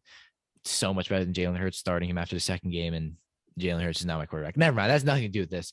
Jalen Hurts is the starting quarterback, and this is real life. He looks great. And I think the big thing is the Eagles were expected to, again, kind of like the Bengals 4 or 5 games, and now they have 9 wins. Winning record, they look good. Season. And they look like a team that could potentially win a wild card game. But, what do you see? And even more, how is Sirianni kind of transformed this team? I don't think it's up on Sirianni right now. I think it's the offense and the defense working together and winning games. I don't think it's the coaching that's doing it. I think it's the star power they have on defense, with Darius Slay making a resurgence to being a top 5 corner again this year. Yeah. And then they have the veteran leadership of Fletcher Cox, Brandon Graham, and then Anthony Harris is there. I think their defense is what's carrying them forward into this playoff spot, and I don't think they'll go far. I think there's too many good teams in the NFC for them to be able to even win a game. But I think it's impressive to me that Jalen Hurts has been able to take this offense forward with the 3-headed beast, which is Miles Sanders, Jalen Hurts, and Boston Scott. As weird as that sounds, that rushing attack has actually been quietly very, very good. And bringing in Devontae Smith is big for Jalen Hurts. It's been massive for him, because last season what we saw was he had the big ground presence. He would roll out constantly to the right and he'd throw the ball out of bounds. Now he can roll out and he can throw the ball to Devontae Smith. It's a big difference from last year. And last year, going into this season, I actually had the Eagles being the worst team in the league. I said that they have the worst roster in the league. I don't believe Sirianni has what it takes. I said that he's a weird coach with really weird interviewing strategies. He asked who is the best at Jenga or something like that. And it just backfired. It was completely wrong.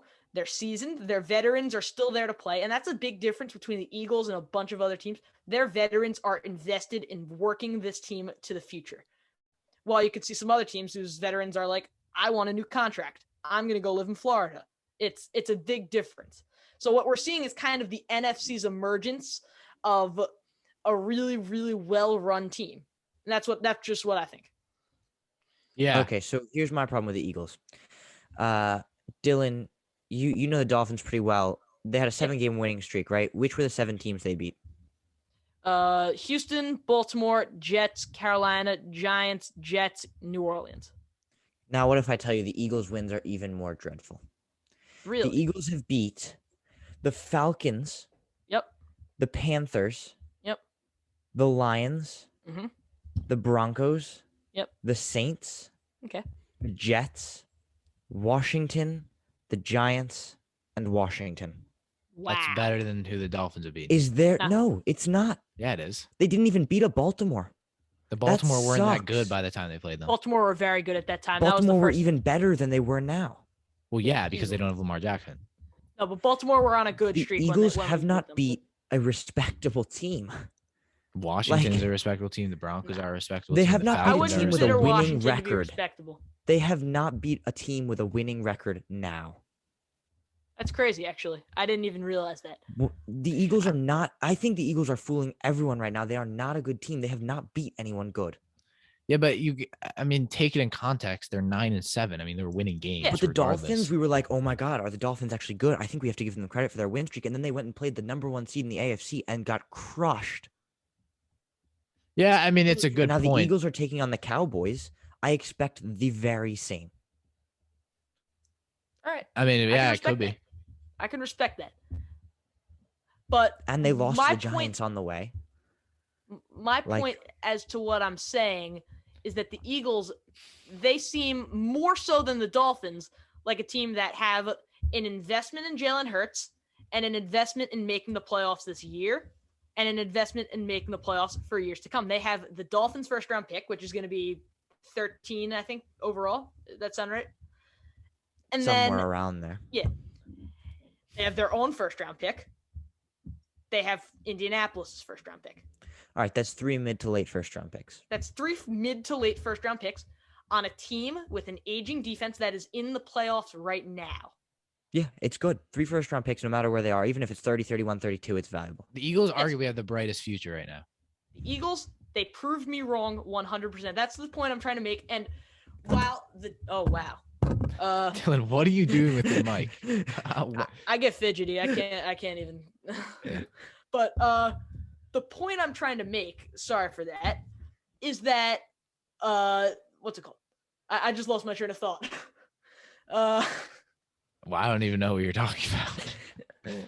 Oh, there we go. Regardless. I got it. The point I'm trying to make is more so than the Miami Dolphins. The Philadelphia Eagles have a plan in place where they trust what they have offensively. They trust their young core, and they're giving everyone the benefit of the doubt going into the next season. I don't want to make this about Miami because I'm about to, so I'm going to let you guys go on. Yeah, I think that's fair. But the Eagles, they have not looked impressive to me. I know they're winning games, but a loss against the Raiders by 11, a loss to the Bucs by 6. That's a good enough game, but it's not a win. Lost the Chargers by 3 early in the season. Lost to the Giants by 6. Chiefs by 12. Last time they played the Cowboys by 20. It's just they don't look like a very good team to me. I know that their record says otherwise, but their record is not a record against teams with winning records. It's a record against teams with not so good records. But what they've shown is that they're good enough to make the playoffs. Now we have to see what they can do. Yeah, but I don't think the Eagles are necessarily playoff teams expecting and to make won. a deep run in the playoffs. No, they're not. I mean, the Eagles right now are literally in the best possible. I mean, this is like dreamland for NFL teams. You have 3 draft picks and you're in the playoffs. Yes. And you have seemed I to think found that quarterback. You seem to found that coach. You seem I think to prove that you're really a playoff team is you have to make beat the a playoffs. No, Prove you that have you're to a beat a playoff playoff team, you team. have to have a better record than the teams that aren't playoff teams. If that No, means no, no, beating that's up on to bad be- teams, if that that's means to beating be up on in bad the teams, so be it. playoffs. They won the games that mattered, and they're in the playoffs. I That's don't to understand be what this in the logic is. To be a playoffs. playoff team is to make the playoffs. That's Yes. like the definition. Okay, but my analysis of why the Eagles are in the playoffs right now is not because they have more wins than other teams. It's because of lack of competition right now. Be that as it may, now they have that playoff experience going into this season. They go and they get battered by the Buccaneers. Those players have playoff experience now. They have that to go off of. 3 first-round picks. I think the 3rd most cap space going into next season. They have it all set for them. This team has, No, I and think they they don't can need succeed in the future, but yeah, right and they now don't they are need to not a find good quarterback. team. That's what I'm saying. I think they're just average. I don't Right. think they're average. I think Right literally, now they might be average, but they have one of the best futures in the league. but you Yes, can't I say can they're agree with that. average. The average can. team. How The many teams average make the team playoffs? It's 14 out of 7 of them. 32. The Eagles are 9-7. What about that doesn't scream average? They're I in mean, the the 8 playoffs. and 8 would be average, but Okay, but 9-7 is just as close. it's going to be not. hilarious when Pittsburgh go 8-8-1, by the way, just so that they can be average. But anyway, that's all. They can be Yeah. 500. They're just not right now. This season, they have not proved to me that they're a very good team. Yes, they have proved that they have a bright future, but they have not proved that they're a very good team this season. All right, and I can respect that. That's But what the I'm question saying. was, what do we see for the Eagles going forward? How did they prove us wrong? They proved me wrong because I didn't think they'd be able to beat any of these bad teams, and they were. I mean, Yeah, no, I think will we can see never expect ever more say a from them team this is year. average or bad if they have I mean, and no, but I mean they've won. They're winning. They have a winning record in a That's all that division. matters. Yeah. And even as much as I dislike Tua or dislike the Dolphins, I said the same thing about them. 7 games is 7 games. And then they got crushed by a team that's capable. Yeah, but we haven't I'm seen not that. saying they won't get crushed by a team that's capable. I'm saying that they're there. It's the experience. Yeah, that's And- fair. I think they're just not Alright, very good this year. we're but they're, agreeing they're but good better disagreeing. next year. Yeah, saying it in different words. But they're not looking to go into the playoffs and get some, win. Yeah. Well, obviously they are. I They're think- going to go I into think the any playoffs. team Well, yeah. that goes into the playoffs is hoping to win. No, obviously, but they're not. This is not a we need to win the Super Bowl. This is probably But you think about the Eagles team that did win the Super Bowl. Like, I don't They think were we the 1 expected seed. them to win the Super Bowl. But I They're- don't think we expected them to win the Super Bowl. Of course not. I But mean, any 1 seed is a favorite. they had to the win best Super Bowl. defense in the league that year. There's the difference. Yeah. I guess that's fair. Yeah. The only reason they weren't favorites is because of Nick Foles, and that didn't pan out very well. Well, it did. Yeah. Well, no, I'm saying it didn't pan out very well for people who thought that. Yeah. All right. I think we can call quits on this section though. Yeah. Yeah. All right. We'll move on to a team that we were talking about, the Titans, and how they're the presumptive number one seed in the AFC. If they win this week, they are the number, and they play the Jaguars. If they win this week, they will claim the number one seed in the NFL. And I think in the They NFL, play the Texans. In the Tex, excuse me. I said they will be the number one seed in the NFL. That's not true. In the AFC.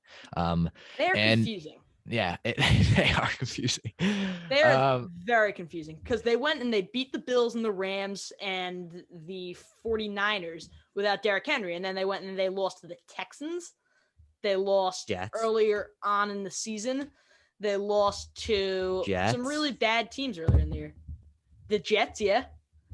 And the confusion is, are they capable of beating the best teams in the league? And what we've seen is they are. So now the question is asked.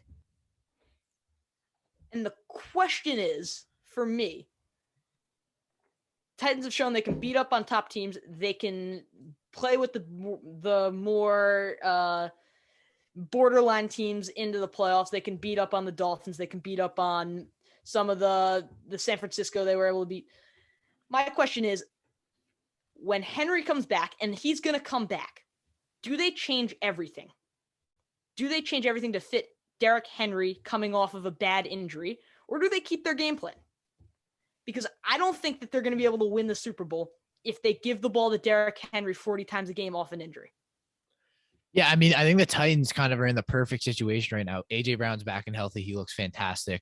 If they win this week, they get that bye week, which will give Derrick Henry even more time. And Derrick Henry comes back, and Derrick Henry is, you have to switch your game plan from to Henry. I mean, maybe not as severe as it would be, but Derrick Henry gives you the best chance to win. I know Charlie agrees because we know how much Charlie loves Derrick Henry, but I don't think you can, though. Okay, so it's hard to say because we don't know the severity, what effect the injury is going to have on his game going into this week. Because if they do entirely switch the game plan, it's entirely possible to give him the ball 30 times and he rushes for 50 yards. I just don't know that what effect the injury will have on his playing. We haven't seen it yet. It's entirely possible that he gave him the ball 30 times and he proves yet again that he can go for 200 yards and 4 touchdowns, because you just don't know. And I think that right now, with a player that has an effect of that magnitude, you kind of have to switch up your game plan. Maybe not the first game, but definitely the second one if he proves that he can still play well. And I think that's where maybe giving him a few touches in this Week 18 matchup could prove really smart, because if they give him a few touches and he doesn't really do much, maybe you don't switch your game plan. But if you give him 5-10 touches and he goes for 60 yards and a touchdown, I think you got to realize Derrick Henry's back. And when Derrick Henry is back, you don't not give him the ball 30 plus times in the playoffs. So it just depends on what they think he's capable of, and what he thinks he's capable of is the most important thing. I just don't know with the Titans. I think they could be prone for a really early exit if they don't give Derrick Henry the ball. That's all. Yeah, but what we're seeing now from the Titans, and I'm especially high on them at the moment because I don't know what's going on in the AFC, is they have home field advantage, and they've only lost one home game this season. Who is it to? I am absolutely unsure. I'm looking. Hang on. I'm completely blanking. I had it in my paper, and I don't have my paper. The Jets. The Jets. No, sorry. Wait. That's completely wrong. It's the Texans. Yeah, that was recent. Texans. The Texans were the one home game they lost. Yeah, they've lost one home game, and it was a fluke. Yeah. So, giving them home field advantage, you don't want to change what got you to the 1 seed. That's why I don't. And obviously, you implement Henry, but you don't change your game plan back to. Yeah, Dylan. What do you mean by changing? Like, what do you think Henry will do that will change this team so drastically? Well, I think the reason that this team has found success and made it to that 1 seed is not because they've found some way to get around, or they have found some way to be successful with Henry, is because Deontay Foreman looks great. I think that Deontay Foreman looks okay. No, yeah, Dylan, what did he do to your half of Derrick Henry? Yeah, obviously, but Derrick Henry is the best running back in the league, so half of Derrick Henry is good. All right, fair enough. I mean, Dylan, what did he do to your Dolphins? Deontay Foreman has not looked impressive. He has looked like an average NFL running back who steps in and plays okay. He's done his job. Yes. Yeah, exactly. That's what he needs to do. Now what I'm telling you is you add in Derrick Henry to that role of Deontay Foreman doing his job and add in that passing attack, and you have a much more dangerous chance at beating the Chiefs than you do if you have the one-dimensional give the ball to Henry off of his big injury. I just don't know, because remind me again, which week did Derrick Henry get hurt? I'm not sure. Derrick Henry got hurt after week 10, I believe. So which game was that? Against who? You'd have to give me the schedule. I'm not positive. Was it, okay, let's see, 17, 16, 15, 14, 13, I think it was 12, against 11, Jacksonville. Against the Rams? Against the No, Jaguars? I think it was against Jacksonville. No. It was the game before the Rams. Game before the Rams was the Colts in overtime? Yeah. It was that game, yes. Okay, so here's my problem now. Before Derrick Henry was injured, if we're going to include that game against the Colts, the Titans have beat playoffs teams like the Colts, the Chiefs, and the Colts again. After that, the teams they've beat are the Rams, good win, very good win, impressive. Now, Saints lost to the Texans, lost to the Patriots, Jaguars, lost to the Steelers, Niners, Dolphins. They haven't really proven that they can beat those playoff teams without Derrick Henry. And that's where I struggle to find why they would stick with their game plan. They've lost 3 games in the last 6 weeks. Well, the reasoning for my reasoning is Derrick Henry going to be a full steam ahead 40-yard running back, 40-carry running back? I don't know that he will be, but I think they have to trust it, because clearly without him, it's not working. But that's not true. They're still the number 1 seed. But that's beating, again, I know my argument is beating mediocre teams, but that's... What do you want them to do? You want them to lose to the mediocre teams? No, but I would rather they beat more of them. All right. They lost to the Texans. That should never be a loss. You lost to the Jets with Henry, though. Okay, yes, but they also lost to the Steelers. That should not be a loss if you're the number 1 seed in the AFC. They lost to the Patriots. I'll give them the Patriots. The Patriots are a playoff team. But that means they should be 5-1. But if we're going off who teams have lost to, every team has the skeletons in their closet. Every team has had a dad loss this season. But the Titans more than others. Well, that can't be true, because they haven't lost more games than others. But they've lost more bad games than others. Look into the Chiefs. Who have they lost to this season? LA. They might not make the playoffs. They're solid. They might not make the playoffs. Okay, but they're a better team than the teams that the Titans have lost to. Are they better than the Patriots? I don't think so.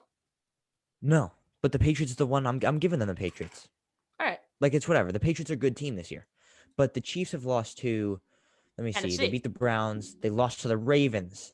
They lost to the Chargers. They lost to the Bills. That's a good loss. The Bills are a good team. Tennessee. The Titans are a good team with Derrick Henry. Derrick Henry didn't play in that game, I don't think. Let me look at Oh, no, I think he did, actually. I think he did, because you're saying this is before that. Yeah, he did. Never mind. But the Chiefs, I don't know why it's not letting me go back. There we go. And the Chiefs then didn't really lose games. Win against the Giants, win against the Packers, win against the Raiders, win, Cowboys, win. Or loss against the Bengals, sorry. The Chiefs haven't lost to those bad teams. All right. That's all there is to it. I don't want to keep dwelling on this. We disagree. I think that if they put Derrick Henry back in this offense, it'll be an incredible offense. If they make Derrick Henry the offense, it will fail.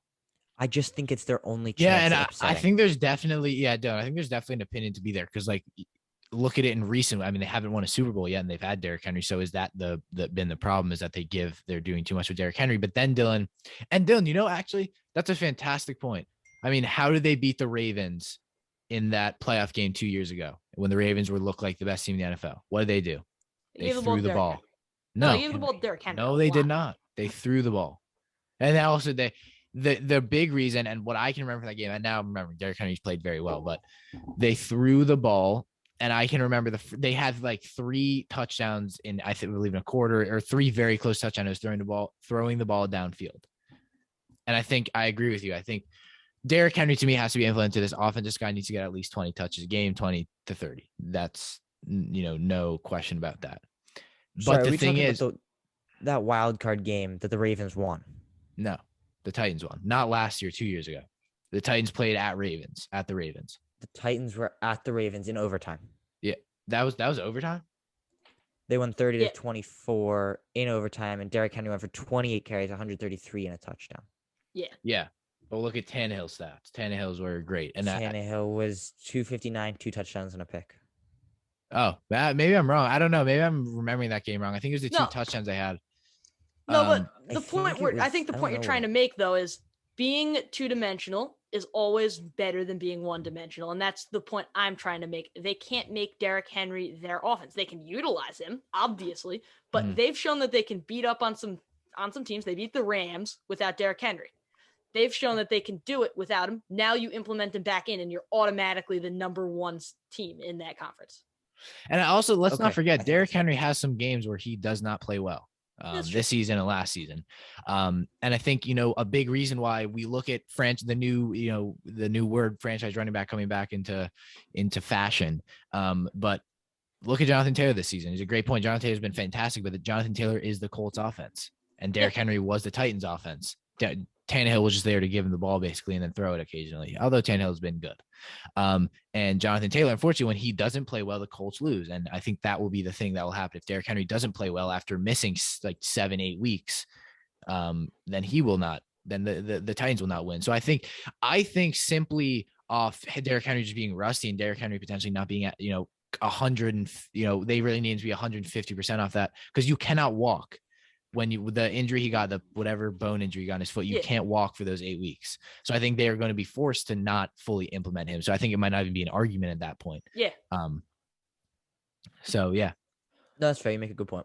Yeah. But I think in terms of just to close it out, do you think that they will get that number 1 seed? Yes. I mean, it's crazy because we thought that they were going to miss the playoffs, which to me is just.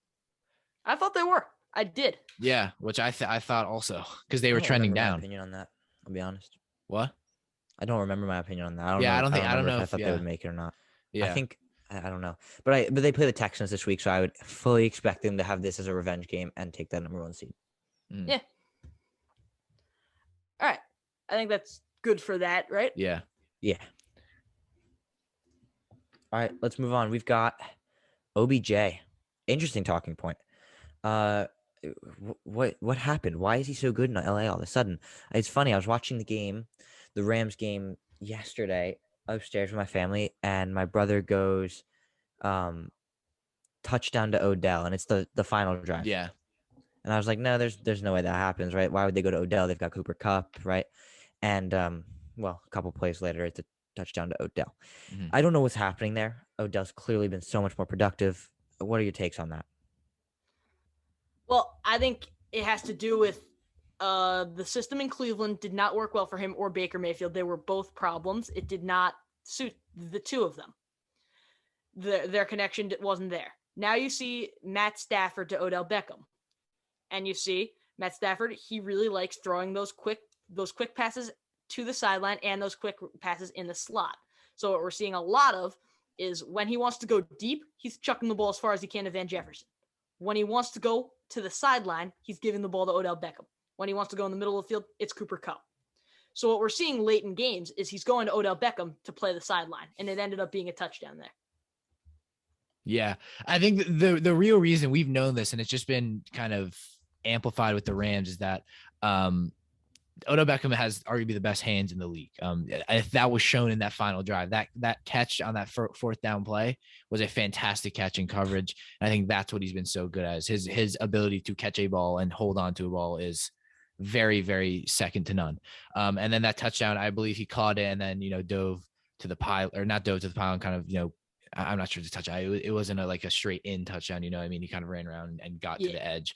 Again, I think the difference maker for me, I think, has to be definitely his quarterback's not Baker Mayfield, and I will agree. I think the whole opposing forces with the Browns was it's Baker's fault. No, it's Odell's fault, which I think it was both of them. You really look at the film. I was like, I'm not sure. I think Brett Coleman posted a video, kind of the difference. It really was both of them. I think they're both off page. Odell got open sometimes. Baker didn't throw it. Sometimes Odell didn't get open. And sometimes Odell, unfortunately, dropped pass, wasn't as productive, which very much goes against. I said he just has the best hands. But I mean, you look at the stats, unfortunately, and I wouldn't say Odell has had this monumental change in production with the Rams. He just gets more touchdowns. You look at the stats. I literally saw this too. He has something like 34 receptions with the somewhere around 30 for each split. Okay, so Browns this year, 25 with the Rams, 17 with the Browns. Oh, excuse me. Yeah. So 17 with the Browns. He had around 200 something yards and he had how many do you have? More 20. games with the Browns though. 17 receptions, 232 yards, no touchdowns versus 25 receptions, 287, so an extra 55 yards and 5 touchdowns. Yeah, but you look at the difference, besides the touchdowns, which I know is a huge thing, and there's not too much of an impact, it seems. And you look at the touchdowns he's been getting, they're generally red zone touchdowns. He hasn't had any huge play touchdowns. So I would say definitely pump the brakes on, oh my God, Odell is, now an incredible receiver. He had, besides touchdowns, I think unfortunately he's just been targeted in the red zone more, which he's been a stable outlet as a wide receiver too for them. Yeah, which I could not give you the answer as to why he's getting more, the ball in the red zone. I don't know why. I think maybe safe hands. Stafford notices it more. Maybe he has a better quarterback who understands him better. But I think if I unfortunately think Odell has finally been. I think Stafford sees the quality in Odell maybe a little bit more than Baker did. But in terms of the production wise, I definitely couldn't give you an answer, as I think it's been quite similar besides touchdowns. So, I think on all these topics are pretty optimistic, like the Eagles one and the Titans one, but each of us have, Charlie didn't think the Eagles were as good. Charlie, Dylan, you didn't think that the Titans will be as good when they bring Henry back. So I think there's different ways to look at it, because all of these topics are posed as very optimistic things. Like OBJ has been fantastic, but I think you're looking at different ways. I just want to say I don't think that bringing Henry back will make the text. No, never mind. But I'm saying whatever you had a more pessimistic view on how he. Yeah. And then we all had a pessimistic view on Antonio Brown, which is pretty obvious. Yeah, which is if you don't, I don't know what to tell you. Yeah. No, but I think you're completely right with OBJ. But with one thing, I think you're right. His stats don't look as impressive. However, 5 touchdowns in 6 games. If you're a red zone threat only, I don't care what you are. If you get touchdowns, you're helping the team a lot. Yep. And that's massive. I know he only has 55 more yards on 8 more catches, which is not big. It's that's roughly 7 more yards per catch, or 7 yards per catch more that he's gotten. Sorry, I don't know what I'm saying really. But the 5 touchdowns is massive. He didn't have a single touchdown with the Browns this season, and it's the touchdowns that really matter. He only had 3 in the entirety of his Brown seasons last season, which was only in 23 catches, and only had 4 the season before in 2019, where he had 74 catches. 74 catches led to 4 touchdowns for Odell in 2019. This season, 25 catches with the Rams, 5 touchdowns. That's massive. Touchdowns are touchdowns. I don't care if he's got 1 catch a game and that catch is a touchdown. It's productive. It's very helpful. Yeah. All right. I think we've all given our touch on Odell, though. Yeah, I don't know. I don't know if I would take a touchdown versus. I think this is very similar to the interception conversation, where I would much rather have a corner who locks down somebody than a corner who gets a pick a game. So I think we have different takes. I'd much rather Odell be getting 80 to 100 yards a game and producing that way than getting a touchdown. But then I guess you look at it in different ways, because it's very subjective. Touchdowns. Here's where I'm actually going to disagree. They score points. So no. I think touchdowns are different. They score points. No. I completely understand what you're saying, Kian. Though I would totally rather my receiver have 100 yards per game than but maybe I might see your point in having 100 yards to 120 yards per game than a touchdown per game. Here's where I disagree. He's going into an offense that has Cooper Kupp. Mm-hmm. He doesn't need to get 80 to 100 yards per game because Kupp is getting 150. So Odell is adding pretty close to it. He's okay. 150 I'm a game. Exaggerating. Yeah. I'm exaggerating, of course, but Kupp is picking up that production. Kupp by himself has enough yards for Stafford. All that's missing, and it's not really missing, is the touchdowns. But to add another touchdown threat, for me, is bigger than adding another 80-yard receiving threat, because you look at most teams don't have that 80 to 100-yard receiver. Most teams, don't have 2 of them. I don't think I can name for you a team that does, except for maybe the Bucs and the Bengals. But the Bengals don't have 2 80 to 100-yard receiving threats. They have one. Yeah, a they game. do. They have won a game. Nah, they have 3 guys that can do it, but 2 guys don't do it again. Or T. Higgins or Tyler Boyd. Yeah, but so that doesn't really come down to the receivers. That's more just game. Quarterback share. I would rather have 2 players that can get you a touchdown per game or 1.5 touchdowns per game than 2 players who can get you 80 yards per game. Yeah. That's just I don't know. I think it's different. But if I need one of them, I'd rather my consistency. Yeah, but I mean, Kupp is the most receiving yards and touchdowns, so it's like you kind of got to pick your poison. Like, which would you rather have, just to add on more points or more touchdowns? Yards? More touchdowns. I mean, more points. You don't need more yards if more points is more valuable than more yards. That's just it. Yeah, that's a good point. All right, well, continuing on that receiver talk, we're gonna go quickly to the NFL draft and some rookie pass catchers because we have a tight end in here. Out of Waddle, Smith, Chase, and Pitts, and I know it might be obvious, but really think about it. Who would you take to be your guy? And I think it's not as obvious as Chase, because I think look at Chase and Waddle. Waddle is more consistent. Chase is better and has Chase. that explosive ability. The answer to this question is Jamar Chase, but I actually quickly want to depose one of the players and add in a new one. It's Amon-Ra St. Brown. I want to add in Amon-Ra St. Brown, and I want to take Kyle Pitts off this list. I don't want to take Kyle Pitts off this list. Yeah. Well, we'll just add in Amon-Ra. All right. But my reasoning for this is Kyle Pitts is allergic to the end zone. Three end zone drops, 1 touchdown. Yeah.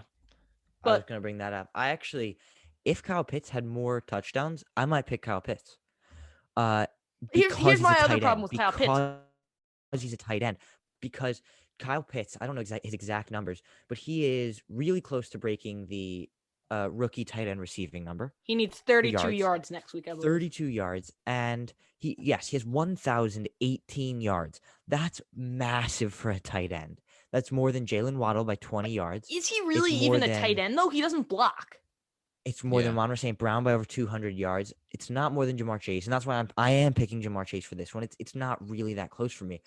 But to have someone listed as a tight end, to have someone that almost has the presence of a tight end. I'm not going to say he has it, but he almost does. That's 6'6", 247 pounds. Mm-hmm. He's got the size to be a tight end. He just doesn't play like one. And with 1,000 yards, he is a very productive player. And the 1 touchdown is what puts me off for him. Tight ends, I think, sometimes are more valuable receivers in this league, and I would have Pitts if he had the same amount of touchdowns as Chase.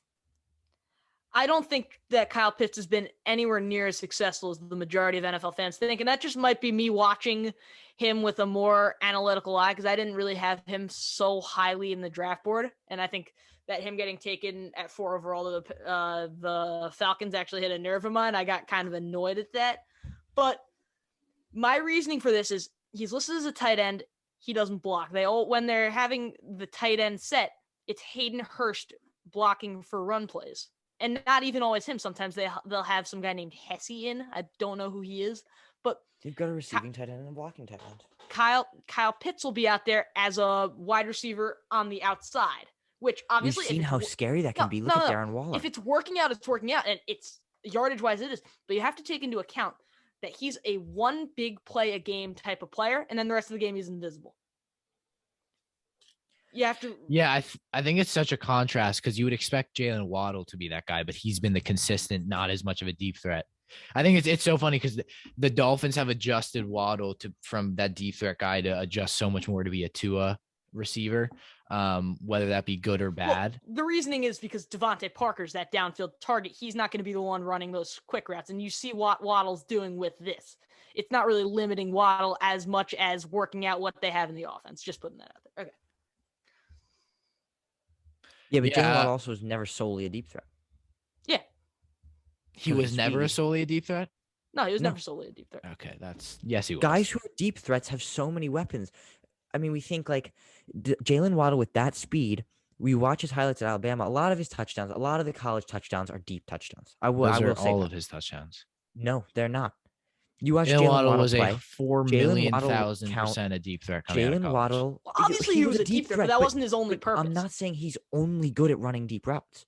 That's the point. He was never solely a deep threat. He was a deep threat. He would catch passes. He would catch slants or screens, whatever you want to call it. What the Dolphins are giving him 5 yards out, even behind the line of scrimmage.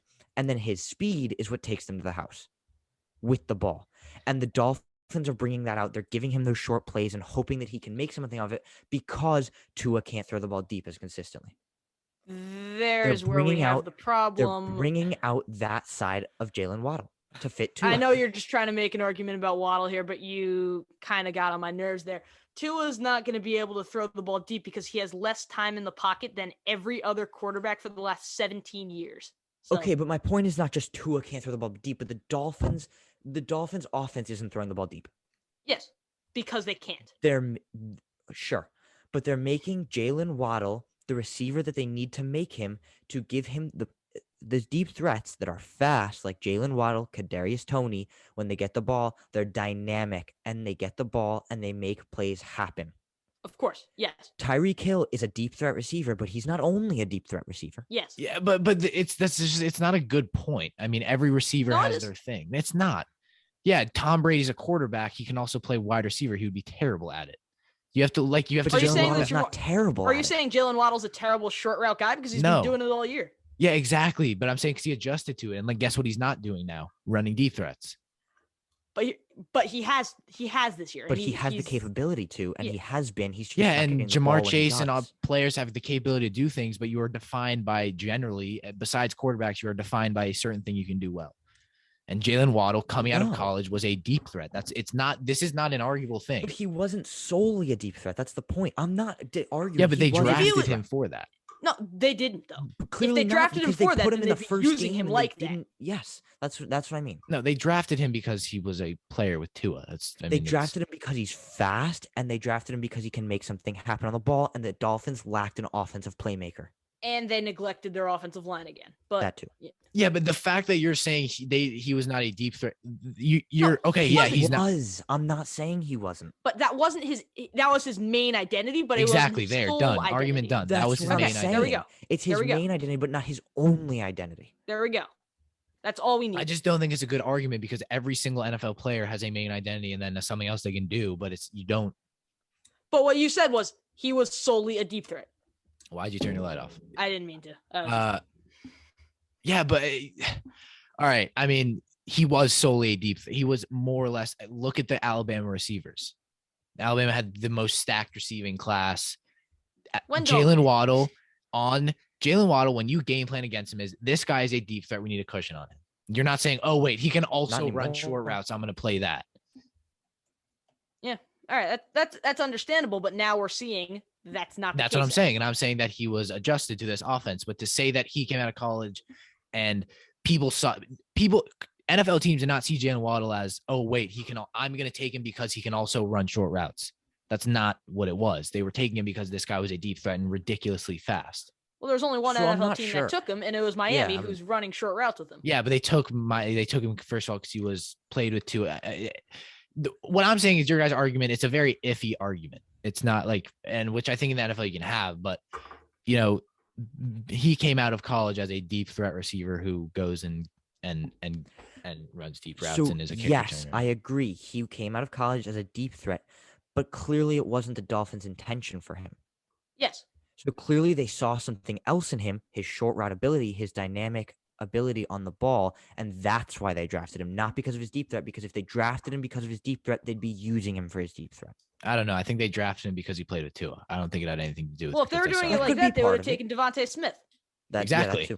If they thought that, I mean, you look at all the other receivers. If I'm an NFL team and I'm like, oh wait, I want to get a receiver who can run shorter routes, I would take Devontae Smith. They obviously took Waddle because of that connection with Tua, and they knew that Devontae Smith played with Tua. Yeah, and then they didn't take him.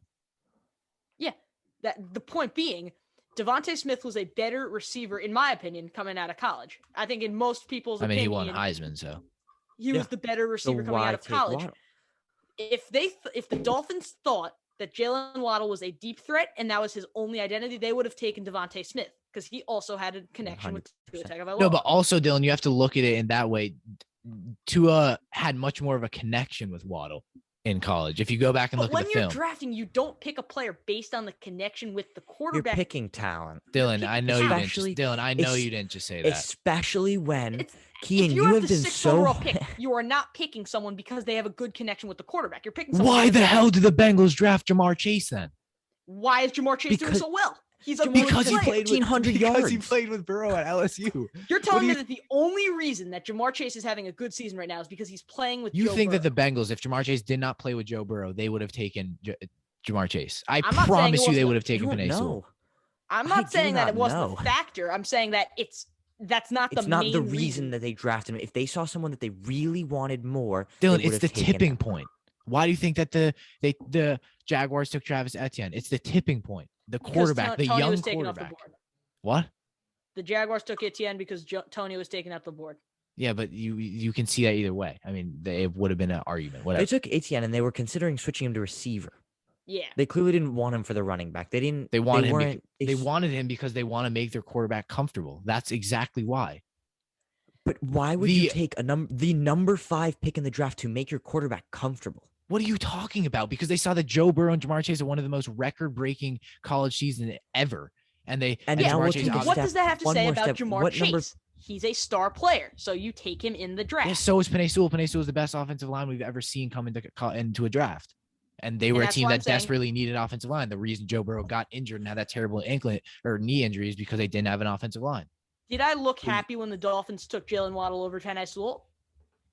Yeah, I mean that. What pick number was that? 6. 6. Okay, pick number 6. The Dolphins have that pick, and what do the Dolphins need? They need a playmaker, right? And an O-line. Dolphins' offense is lacking a playmaker, truly. And they say Jalen Waddle, who, yeah, it's a factor that he played with Tua, but it's not the factor. You're not going to take your number 6 pick and waste it on using it to make Tua comfortable, especially because they were not even sold on Tua being their starter coming out of the gates this season. That's true. You don't know that.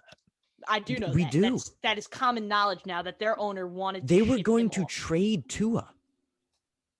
Yeah, but then they decided not to by the draft. I mean, free agency comes around. No. Deshaun Watson was still a very active NFL player during the draft.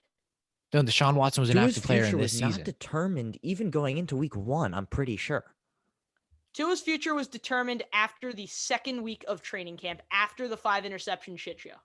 Sorry. Yeah, and they did not draft Waddle to make Tua comfortable. That's what I'm saying. That's just wrong. It was a factor. It's the same thing that we're saying with him being solely a deep threat. His receiving, his short route ability is a factor in the player that he is. Like drafting him, Tua has a factor in them drafting him. It's the tipping point. That is the reason they took. Not the reason. That's the tipping point. What makes you think that, though? That's the reason why. Why do you think they would take Jamar Chase? Why do you think they would take Waddle? Why do you think they would take Etienne? Because they played with their quarterback. Players. They're with ability obviously to turn games on their heads.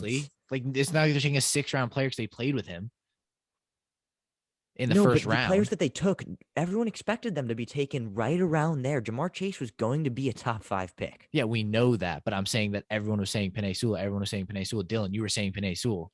I wanted Penei Sewell. No, I'm saying for the Bengals. Well, I guess for the Dolphins also.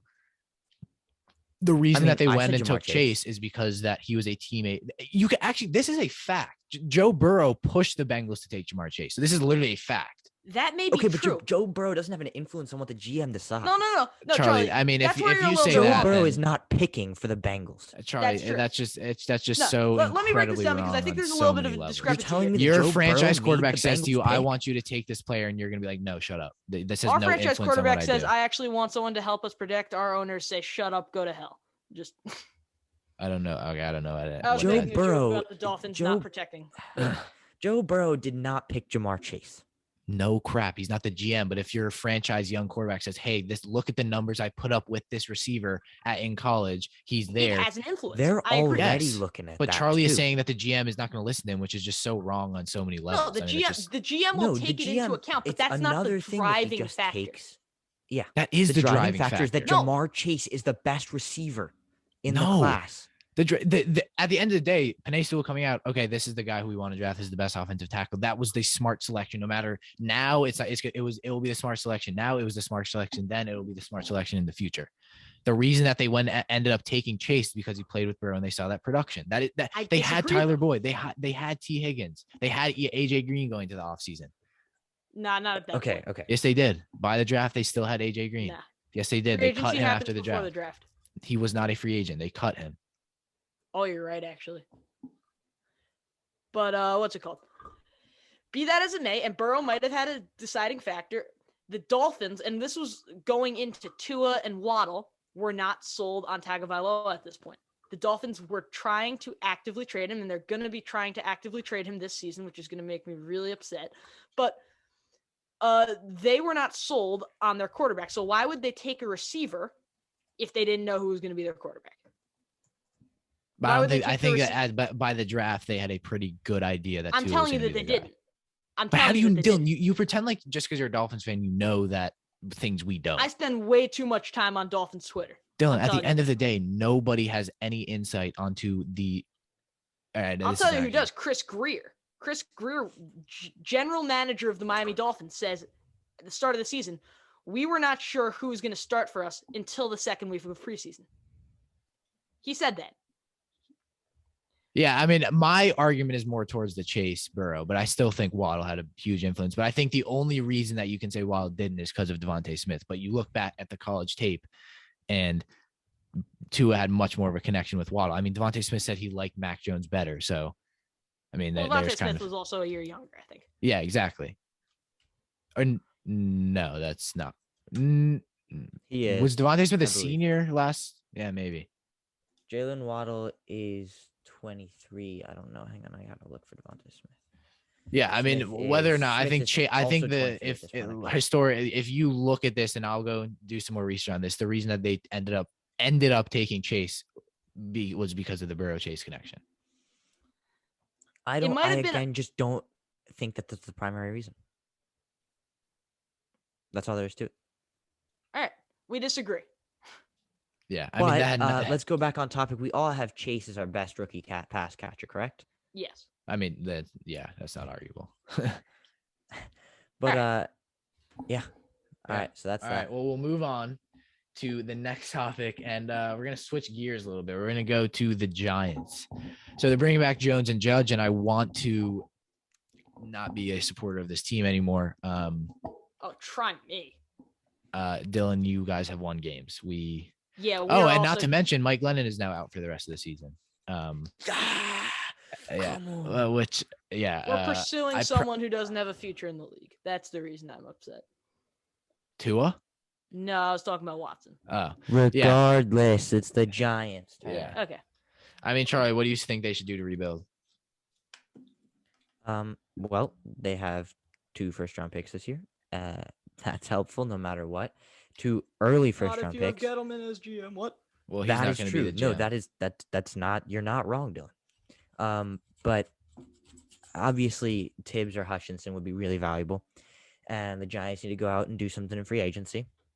But I think that the team has most of the pieces that they need to make the playoffs. And right now, injuries have been a massive factor. Obviously, Saquon Barkley injuries, Sterling Shepard, Kenny Golladay, Darius Slayton, Kadarius Toney. That's just the offensive side of the ball. Plus Andrew Thomas. That's just offense. Daniel Jones as well. Sorry, I keep bringing up injured players' names. And defensively, Logan Ryan was hurt. Blake Martinez, who was the best defensive player last season, maybe except for James Bradbury, out for the season. And a lot of injuries, but then also the fact that they don't have a quarterback that we can really trust right now. I think it's a big factor. And I think Daniel Jones, they're giving him 1 more year, which I completely agree. I'm not going to lie. There's no quarterback that I want to draft this year. That's it. Last year when the Giants had pick number 10 or 11 it was, I was like, you know what? Draft Justin Fields. But this year, there isn't a top quarterback that I want for the Giants. So I say wait another year. Give Daniel Jones another year. And draft players that you need. Draft an offensive lineman. We've seen Equo News on the board, potentially when they have picks. Evan Neal. Draft an edge rusher, which you need because Ojulari was the sack leader as a rookie. Hutchinson or Thibodeau if they're there. It's just, if they fill some holes, give Daniel Jones more protection, give Saquon Barkley more protection, they could really be a good team next year. And then we're talking, then they could even bring in a new quarterback the year after if Daniel Jones doesn't succeed. But I think the Giants have some of the key pieces they need to rebuild. Keen, what about you? Yeah, I mean, to me, this rebuild doesn't start until we get rid of Judge and Daniel Jones. To me, I think I've started to I guess, pump the brakes a little bit on he's the issue. I think Gettleman's going to be the issue. Yeah, no, definitely. I think the question going into this offseason is because I think Gettleman will most likely be gone and they'll bring in another general manager. But the question is, the general manager will probably want his own head coach, and that head coach will probably want their own quarterback. So I think it'll be a chain reaction. I think I already talked about this. So I don't know. Yeah, when did we talk about that, Dylan? Was that on our podcast? Yeah. Actually talked about the chain will Saquon, be right? Good right now. That's a rebuild. That's how it goes. Yeah, that's what I'm saying. So, but if they're bringing back Judge and Jones last year, it's just going to be running back this same team. I guess we'll get the rookies in. So I think the team will be better nevertheless next year, but I don't think the rebuild starts until we get. I'm going to be completely honest with you and be blunt. If Daniel Jones by this point, I think we're just continuously extending. Oh, he'll be good next year. I'll give him another year. I mean, at some point. And I think with the quarterbacks this year, it's definitely a tough situation. I don't really want to go for Russell Wilson. I guess now I kind of wanted to, but I think we would have to give up at least one of those first rounders this year. I wouldn't be completely opposed to maybe getting a Corral or Pickett, but I would definitely much rather wait till it's a weird situation because I don't think they'll be bad enough to get a Bryce Young next year. So it's definitely a tough situation. I don't know what they'll do. Maybe they draft kind of a later guy this year and hope that he's good enough. But for the Giants rebuild, the whole thing for me is that it doesn't start until Judge is out, and I don't think it starts for me until Jones is out. So I agree with you in the most part, and I know I said this was a rebuild, but I don't think this is as full of as complete. Yeah, of a it's not rebuild because as you the look at the teams free like agency the Bengals last needed, year. or the Browns, or the Jaguars now need, because they have a good defense. They have really good players across, like, on the field. I mean, I like that they had a good defense, and then we let up 30 points to the Browns Bears They're last gonna week. let up points because the Giants punt. They 3 and out every Yeah. time. So the defense, even if it only stops them half the time, that's still 30 plus points. And they have assets, so that's where I don't think it's a full rebuild. And if they want to go trade up for a pick like Bryce Young, they have the assets to do that. They could potentially be trading one of their first round picks this year. See it happen. They'd have to take a gamble on who has that number 1 pick next year. But they could potentially trade a first round pick this year. They have players across the field like Leonard Williams or Logan Ryan who could see trades for a number 1 pick. You just never know. And they could be bad enough to get Bryce Young because Daniel Jones is at the helm. And I don't think you said you think at this point we would know. Stop giving him another chance. I'm only giving him another chance due to lack of better options. Yeah, that's what I'm saying. Yeah. I do not want to draft a quarterback this year because then we have to give him more time, and I don't want to give one of these quarterbacks right now more time because they're too inconsistent. I don't like any of the quarterbacks this year. I mean, the Giants give up when on their Instagram post they don't even the caption is just the score. Yeah, seriously. So we left 29 points, so 1 away from 30. Here's where I stand on Daniel Jones specifically.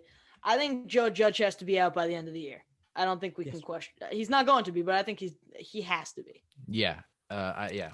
Daniel Jones has had the offensive coordinator, Jason Garrett, Freddie Kitchens, and someone who was fired and replaced by Jason Garrett. So that's bad. That's already bad. Now you bring into the fact that he hasn't had a receiver catch more than 500 yards on his passes yet in his career. God. Now you bring in the fact that their offensive line has been a league 31st overall when he's been in the game. Now you bring in the fact that he's found a way to win 14 games. Out of about 40 games, that's still not good.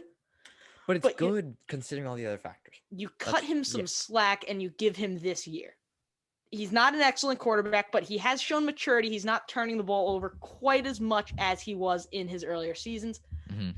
He might not be the answer to the Giants, but he might be a fix for them to make a weird playoff push with the new 17 playoffs. You're right. Yeah. Defense is just as good as it was last year, barring injuries, and they extended Leonard Williams. Yeah. So you give them another year with this group. You bring in 2 first-round picks. I see no reason as to why they can't be a wildcard team. Yeah. I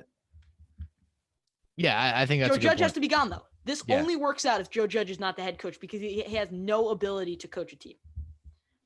He literally said earlier this season that punting is aggressive. I don't know how you can do that.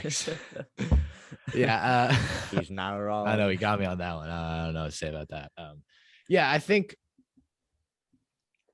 Yeah, I'm not sure. The whole rebuild to me is tough for the Giants. I agree because it's a weird kind of time because I can literally exactly what you said. We have that this free agency we were really aggressive. We got Kenny Golladay, which doesn't seem like great.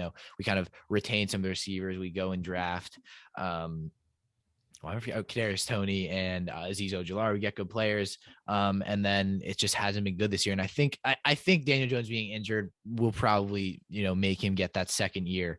But yeah, definitely rebuild wise, I agree with Charlie. I don't really know if you would define this as a rebuild, more as like we need a little bit of fixing. And I think, because I think rebuilds you generally look at defensively, they're bereft, and quarterback wise, and I think Daniel Jones may be the answer. I don't know. But I said last year by Thanksgiving, we'll know if this guy is our quarterback, and he wasn't. So that's why, to me, I'm giving him a little less slack than maybe other Giants fans. But yeah. Listen, I know some Giants fans that are saying, full steam ahead. This guy's our guy. This guy's improved. This guy. Yeah, and I won't deny he's improved, but the thing is, what is that improve? Is it enough? Yeah. Yeah, exactly. So right. I will say, right now the Giants offensive line is Andrew Thomas, who has been best offensive lineman on the team. Mm-hmm. Will Hernandez, just a disappointment. And he is so much. The Giants have those, because Charlie, it's so funny. Zeitler, Solder, and Hernandez, they all were really good for 2 years. Like Hernandez was great. Hernandez was a really good offensive lineman 2 years. Am I thinking of the wrong person? I'm gonna be honest. Am I thinking of the wrong person? Hernandez came to the Giants second round in 2018, and he just kind of disappointed. He was good his rookie season, I believe, but just maybe I don't know. Maybe I'm wrong. Hernandez to me, maybe I'm thinking of Hernan Gomez. That's not a football player. That's a power forward in the NBA. I don't know. Maybe I'm thinking of a different. No, but I'm pretty sure he was a pretty good offensive lineman. I think he's fallen off. Zeitler obviously wasn't great, and of course, the freaking year we let go of Zeitler, he hasn't let up a sack with the Ravens this year. He's been great this year. Yeah, and then Solder. But you look. Oh no, Dylan. What did Joe just say about Nate Solder? Oh yeah, he said he's been great this year. Remember you told me that? Yeah. So that just shows a little bit of JoJo's character. So what I see with the Giants offensive line, Andrew Thomas was the number 4 overall pick. That's a first-round pick. Will Hernandez was a second-round pick. Billy Price at center, former first-round pick with the Bengals. Really? Wow. Matt Skura at left guard, he's awful. Yeah, he's bad. So is Billy Price at center. Yeah. And then Matt Pert couldn't even beat out Nate Solder for the starting job. He has at this point because of COVID concerns, I believe. Solder, yeah. But it's a terrible offensive line without Andrew Thomas. And I see, like, if I'm being honest, I would love to draft a guy like George Karlaftis with our number 1 pick. But I think it should be why not line. draft Evan Neal and Tyler Linderbaum? Yeah, that's what I've been saying in mock drafts, but it won't happen. It won't. I think Linderbaum's going to fall. We need one of those guys. One of them. It has to happen. I think we get either Neal or Ekwonu, whoever falls, and then I think we'll go edge. We'll go defensively, or maybe linebacker edge, and then I think we go for the brother Linderbaum, Alec Linderbaum from Boston College in the 3rd round, maybe second, 3rd round, because he's a center right now. Okay. I'm gonna try. Also think about Shane Lemieux is out. Shane Lemieux is out. He was good. Shane Lemieux is a good center. Yeah. I'm not. Skura is not our starting guard. Maybe I'm wrong. Maybe he has been. Yeah, maybe I'm wrong. Bad. Yeah. No. Yeah. He's the guy you see every year in Madden, and you're like, oh, look at, it's Skura. Oh, wait, he's a 42 overall. It's like when you do a fantasy draft, and Skura is like the guy you didn't draft, and he's like your backup guard. Skura's like, God damn it, I always get him. Yeah, exactly. I do always get him. But Dylan, I'll hop on your train of Joe Judge needing to be out. November 25th. The title of this Sports Illustrated article is Joe Judge defends Giants offensive line. And then the caption is, the Giants offensive line allowed quarterback Daniel Jones to be pressured on 55% of his dropbacks against the Bucs Monday night. How are you defending? Yeah, but still 55%. Is 55% bad? I know this is going to be a stupid really question. Bad. Is that, I feel like. So how many pressures would we say a quarterback gets per game? Probably a defense on a good day gets 15 pressures. 40? Normal quarterback 15 to a 40. Oh no, sorry. Okay. I'm so sorry. So a good defense gets about 15 pressures per game, and that's on. Gotta be more than that. No. Because think about it, they only get like 5 sacks. No, pressures and dropbacks. It's just pressures. How many times they're pressured? How many times there's a guy in their face tugging at their jersey? But if he's pressured on 55% of his dropbacks, and he drops back and he throws the ball 30 times per game. 55% means he's getting pressured 17 times. Yeah. And I think 15 is for a good defensive performance. Mm-hmm. That's high. 55% of his dropbacks to get pressure. And this one, it seems like the Giants have been trying to rebuild their offensive line since 2011. They're not wrong. Eric Flowers, Will Hernandez. We can go on and on and on with Giants offensive line picks. But I don't know that there's much more to say about this Giants team. It's not it. I mean, Yeah. terrible. Yeah. Absolutely terrible. No. Yeah. I mean, I think they can't. need to go free agency. They need to go draft for offensive line. It's got to be all over. Yeah. I think, yeah, I mean, there's not much else I can say. I agree. I think, I think the hitting on the draft picks is what will turn this around if we can hit on some draft picks. And we tend to be a team that hit on later draft picks. So hopefully 2-1s this year will help. But let's move on to now some more recent news as we have our wild card predictions. We'll go wild card. We can predict the. Let's go who we think is going to clinch these wild card spots. Dylan, I'll go to you first. All right. Who do you think? In the AFC, I think the Bills win the division, so they get the 4. So that leaves us with the 5 seed. It's going to end up being New England. 6 seed Indianapolis, and that 7 seed is going to be Las Vegas. I think they go and they beat the Chargers. Yeah, I would. And losing Nate Hobbs is actually going to be crucial for them. I know. I saw that. I mean, they cannot get away from controversy. It is he will potentially be able to play. Really? Well, I'm not sure. Okay, well, we won't get into that. I'm not sure what the. Yeah, but, Dylan, I think I have the exact same play. Yeah, I think I have the exact same in the AFC as you do. And then Charlie has. I have the Bills getting the 4, Patriots 5, Colts 6, and then the Chargers at 7. Okay. So I think the playoff picture in the AFC stands exactly as we see it today. So if you've made it this far in the podcast, we gave our reasonings to Vegas and the Chargers in our prediction video that we published. I don't know when we're going to be releasing this video, but it was published Monday. So please check that out if you're this far. Yeah. Thank you for watching this long. Yeah. Let's go NFC. I think, is NFC more or less interesting? It's really just the I think it's more. There's only one playoff. I think it is. There's only one playoff. Okay, actually, hang on. There's the one playoff berth available, but I think it's less interesting because the Chargers-Raiders game is going to be a cracker Sunday night. Yes, of course, actually. Yeah. So Eagles clinched. Let's see. It's Niners or Saints? I'm a little confused. Why the Eagles have clinched, but they're below the Niners? They have the tiebreaker. I guess they have the advantage over the Saints, but they're still below the Niners. Yes. Yeah, you're right. Exactly I don't know. Yeah, I'm not sure. Yeah, I don't know. I don't know how that works either. I think it's because the Eagles beat the Saints, but maybe I'm not sure. Yes, that's if exactly the Eagles beat why. the Saints, then the Saints go out and win, and the Eagles lose, then it's Eagles and Saints. We don't have as much time to figure out the convoluted Saints or playoff tiebreak. No, I think 49ers clinch wild card. Here's the thing. If the Saints beat the Falcons and the 49ers lose to the Rams, the Saints make it. That's all it is. Yeah. So I declared that the Atlanta Falcons would make the playoffs. Not make the playoffs. Would beat the Saints, which is the only reason that they make it over San Francisco. That San Francisco makes it over them. But now I'm not so sure because Atlanta have no incentive to win this game other than to stick it to the Saints. Yeah. And the Rams are playing for a 1 seed. Yeah. Or not a 1 seed, division. They are, I believe. But even then, I still had the Niners win that game. All right, and that's different from me. I predicted, and I will keep it with the Falcons. But right now, if you had to ask me who's going to make the playoffs, and you put me on the spot, I think I'd say the Saints. Yeah, so I'm also going to pick the Saints because I think the Niners will lose to the Rams because the Rams are playing for a lot right now because if the Rams, you think about it, the Rams beat the Niners, that means that the Rams play the Saints in that first wild card matchup. They want that. If I'm the Rams, I really want to play the Saints instead of the Eagles or the Niners.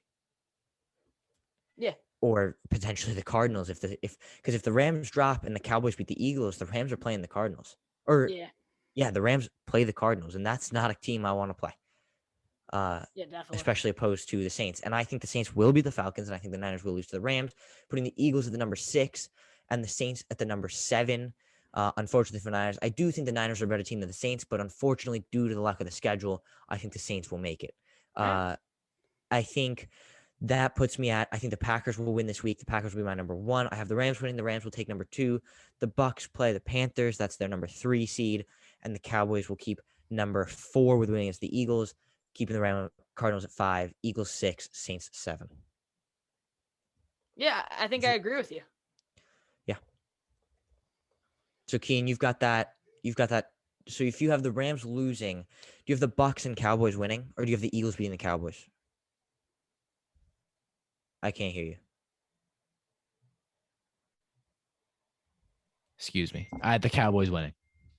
You have the Cowboys winning. Okay, so the And Cowboys. the Bucks are playing the Bucks are playing the Panthers. Yeah, the Bucks winning. So the Bucks will pass the Rams. The Cowboys. I don't know if the Cowboys pass the Rams. I don't know what the tiebreaker is. But you either have the Cowboys or Rams at 3 or 4, and then that means you've got Niners, Cardinals 5. Ooh, would Cardinals pass the Rams? No, the Cardinals would only pass the Rams with the Rams have clinched their. No, but he has the Rams losing. Oh, okay. The Rams have clinched. The Rams have clinched playoff, not division. So the Cardinals would pass them. Mm-hmm. So that puts the Rams at 5, Cardinals at 3 or 4, and the Niners and Eagles to round it out. Mm-hmm. Yeah. All right. Yeah. It should be an entertaining weekend, to say the least. Definitely. I think that rounds it up, though, right? Yeah. I hope you guys did enjoy the podcast. I think that was the longest one we've had. As always, if you made it to the end, I don't know how the absolute hell you did, but we hope you guys enjoy. Clips will be coming out of all of this as well. Still, clips from me and Dylan's in-person podcast will be coming out. There's probably going to be almost 3 videos per day. I mean, it's going to be. Let's hope. It's going to be crazy. Be great. Yeah, so make sure you guys turn on those post notifications so that you see them. Yeah, we're 2022. It's our year. It's cringy, but I believe it. Incredibly cringy, but I'll take it. Yeah, and then also on Instagram, follow us there. We post clips of the clips that we post. So content everywhere. Feel free to argue with us also. Yeah, please. We love an argument in the comments. Yeah, content everywhere. We hope you guys did enjoy the video. Kian McDermott, Charlie Nidell, and Dylan Shalom. Quick shout out to Antoine Wesley, best receiver on the Cardinals right now. All right. We'll see you next time. Thank you so much for watching and listening. I forgot. Follow us on Spotify. See you next time.